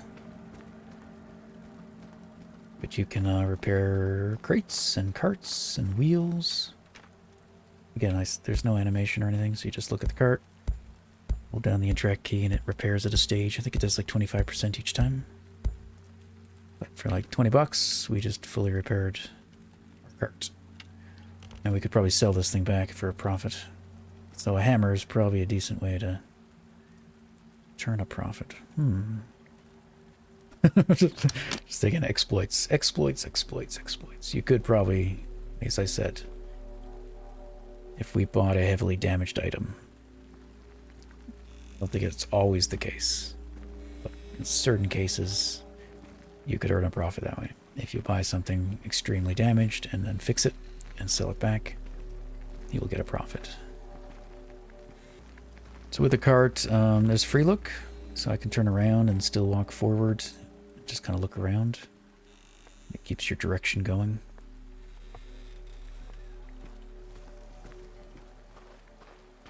Otherwise, you know, it goes where you go. I prefer to pull it. You can absolutely push it. The developer usually pushes it in his like promotional videos just because it's so you can see it. It's nice to be able to see the cart, but it does operate like you think it would. Like the cart doesn't go where you look. The cart goes where it's pointing, right? So it's like backing up a vehicle. So if I want to make it go left, I move to the right. If I want to make it go right, I move to the left. Or, you know, I look to the right or look to the left. It goes in kind of the opposite direction. That can throw some people off sometimes. But if you get good with it, you can control it. I prefer to pull it most of the time. It's probably more challenging to push it, I think. But it does mean you can see your cargo. If you're pulling your cart, you don't know if you lose something. Unless you turn around and look. So, but simplicity-wise, I tend to pull it.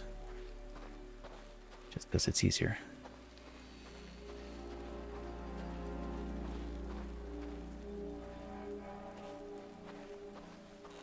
There's a couple coconuts over there.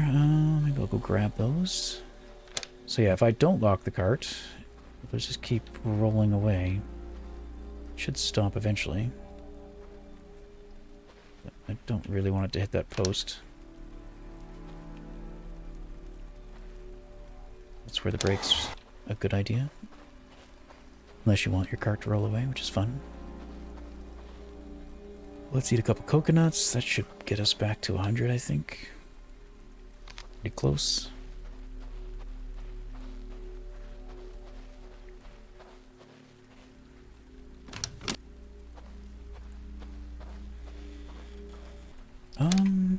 I don't think... You might be able to sell rocks somewhere, I don't know though. But you can also just go around picking up rocks. I have made a rock collection in a previous version of the game. Just for the fun of it. Maybe not your idea of fun, but it is my idea of fun.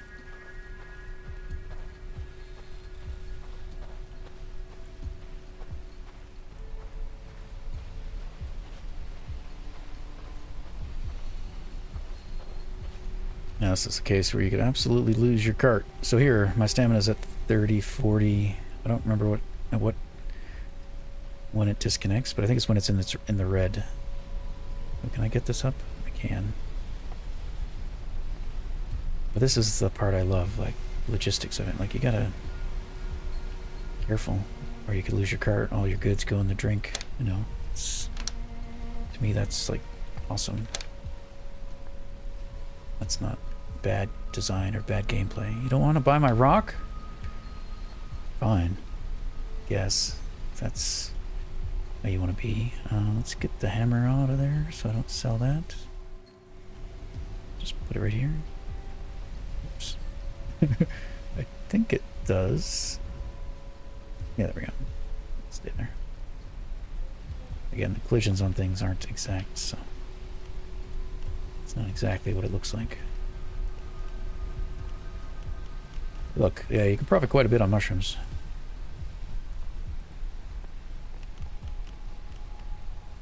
Right, there's another cart.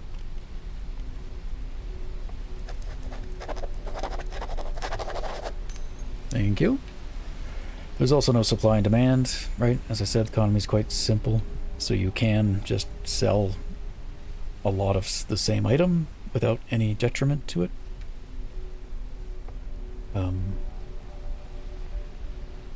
My cart is dirty.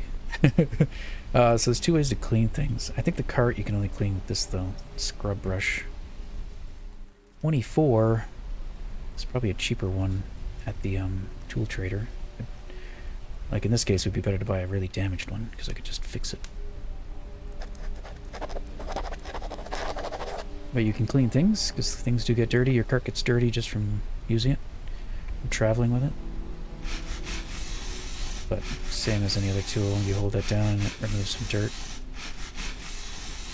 You can see my wheels actually are starting to take damage. I clean them too. That one's not dirty. But yeah, you see those cracks. This one in particular. Cracks. Oh, this thing pushes me. You know what that means. It means save your game first. Can I get this under me? Oh.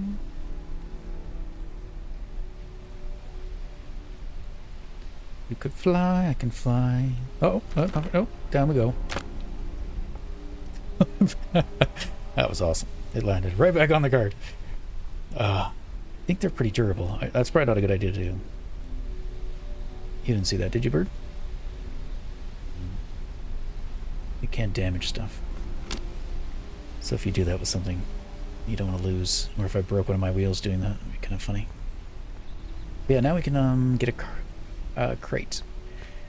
It does fit a large, but not very well. But we could definitely put like a medium one on. Yeah. And then do like an open crate. These are dirt cheap anyway. Five coins. Yeah. Still enough room for my my hammer. Things do kind of float around sometimes. Let's try something. 5.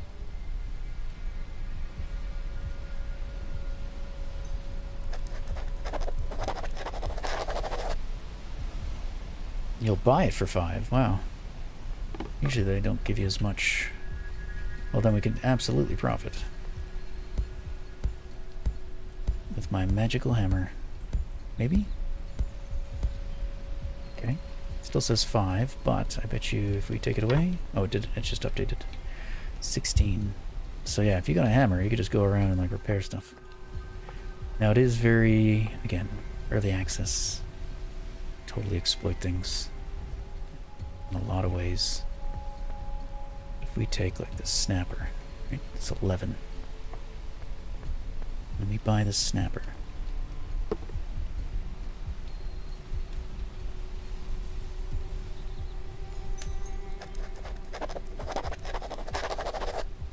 Excellent. And you take this hammer.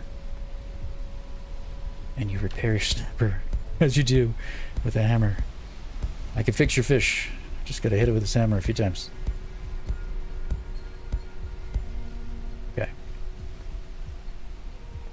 And now it's worth 54. I turn 11 coin into 54 coin. I'm rich. I could buy all your stuff and just repair it. But yeah. That's not intended. I'm sure that's not always gonna work. But it does right now. But again, tools are kind of new. They're just here to test and stuff. But that's the kind of thing that will eventually be ironed out, just like you used to be able to use the tool at the tool trader and repair things without buying the hammer. I'm sure he'll just, you know, make it so only certain things can be repaired by the hammer. Maybe make it so you can't repair hammers with a hammer, so hammers have a fixed durability, and maybe they lose durability over time. I don't know what the best way to balance them is, but you could absolutely probably just make it so it doesn't work on certain item types, right? So you can't repair a bottle or a piece of fish using a hammer. But I'm not going to do that. I mean, I did it once there, just to show it. But I, instead, grab some fish. So I was very sad when he took away like the real-time physics in the crates, because that was kind of one of the things I really enjoyed, was this. In crates. But now he's back. It's not exactly the way it is. In ways it's kind of better. The fact that we can hold multiple items at the same time means it's easier to load things in. You do have to be careful. Things will glitch, or like the way I just did that, if I took too long, physics would come back. I'll show you what I mean. But I should be able to fit. If I can put them in just so. Be able to fit 6, yeah. But to me that was a really enjoyable part of the game, is making things. So previous version things used to just auto pack, like the backpack. To me took out a lot of the fun and immersion. But what I meant was, if you are holding multiple items, when you let go of one, it kind of is ghosted in, but eventually the physics turn back on, and you can see that just automatically popped up. So you gotta be careful when you're loading crates, because that can happen. Can I get those ones? Now this game could use a sneak or a crouch. It kind of has one with this resting. Your stamina's low enough, you can kind of trying to clean up. You can kind of squat down using that, but you can't move. But yeah, it's kind of a hack crouch. There's no crouch in the game yet. But yeah, if I just drop them all onto inside of each other, you can do like explosions like that. I don't consider that like a bug. That's just, you know, a side effect of how the things work. So it's nice that they don't interact right away. I don't know if there's a way for it to not interact until you are outside of the, like it detects the collision, and once you're outside of the one, then the physics turn back on. It's just like a countdown for a few seconds or whatever. There's no physics, but eventually it turns back on, and chaos. That's all like learnable to me. That's not a bug necessarily. That's just something, the quirks of the game that you can learn and adapt around. So yeah, we'll buy that. We could probably put a few things in here. What's our total? 179. Yeah, we're fine. Grab some bottles maybe. What time is it? Early, yeah. Just gotta be careful when you're buying stuff. The stuff you pick up and have interacted with shouldn't disappear anymore. It used to. So it shouldn't anymore.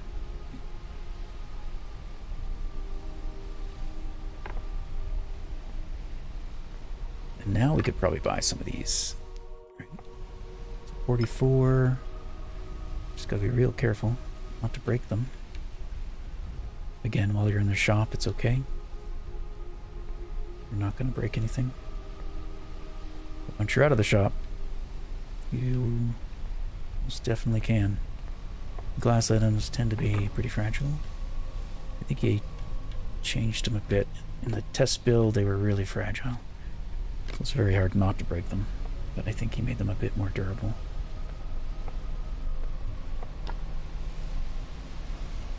Just take as many as we can fit.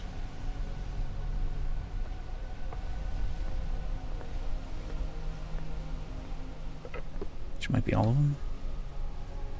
Assuming I can afford it all.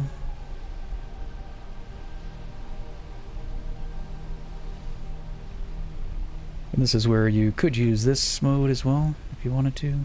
And if you practiced with it, you'd probably get pretty good at it. So if you get motion sickness from moving the camera around a lot, there's options. Alright, can we afford all this? Good sir? 418, we can.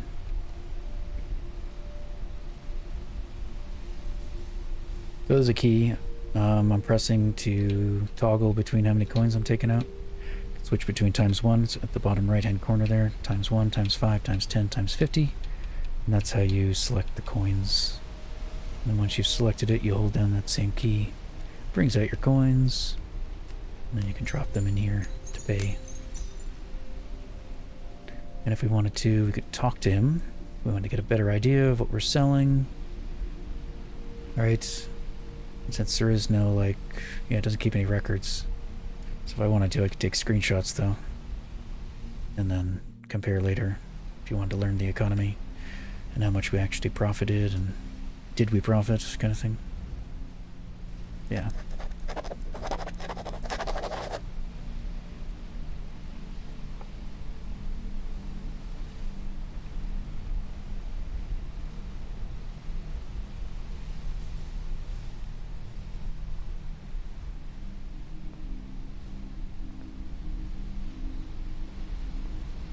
From what I've seen, yeah, in any game, it's been the best physics handling items that I've ever seen.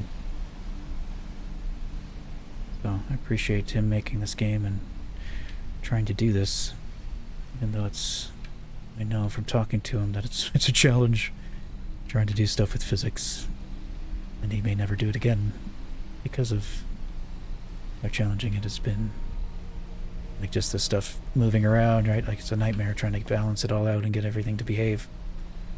But yeah, it's very cool as a player. Very unique. I know it scratches a lot of itches for certain, say, kinds of people, but you know, people that appreciate doing detailed work or, you know, take a lot of enjoyment out of the doing of things. Sometimes we're chasing numbers. Trying to earn a profit, trying to get the number bigger. Not too much concern with the doing of it and the how of it all. That's kind of what I like about this game, is there's a focus on that. You are responsible for these goods. You are responsible for getting them there. You try to rush, you try to gamify it, you might just end up breaking everything and losing all your profits, getting frustrated, rage quitting the game, uninstalling, leaving a bad review, and never playing again. Hopefully not. It is a charming game, one that I really enjoy. Happy to have stumbled onto it, and yeah, wish the developer well, and I hope he gets it to where he wants to. I'm going to end the video here. We got ourselves a cart. We'd keep going. If you're interested in this game, I highly recommend picking it up. It's pretty cheap, all things considered. It is early access. It depends what country you're from. But I think it's between $10 and $15 Canadian, which is where I'm from. And it does go on sale too from time to time, but it's well worth the money, I think. As well as it is a solo developer, so you're supporting him, trying to make one of his, you know, his first game here. So if what you've seen here from me playing around interests you, there's more of it. There's a couple more towns that we didn't see that you could go visit that have all unique items. You can upgrade your carts, you can get better crates, you can get more houses. There's furniture shops, you can kind of furnish your houses a little bit. There's a little taste of everything. Again, it's not a done game. So as long as you're not going into it expecting it to be done, but there's enjoyment to be had. So yeah. Anyway, if you'd like to see more of this, I could record some more if there's interest. But yeah, thanks for hanging out, and goodbye.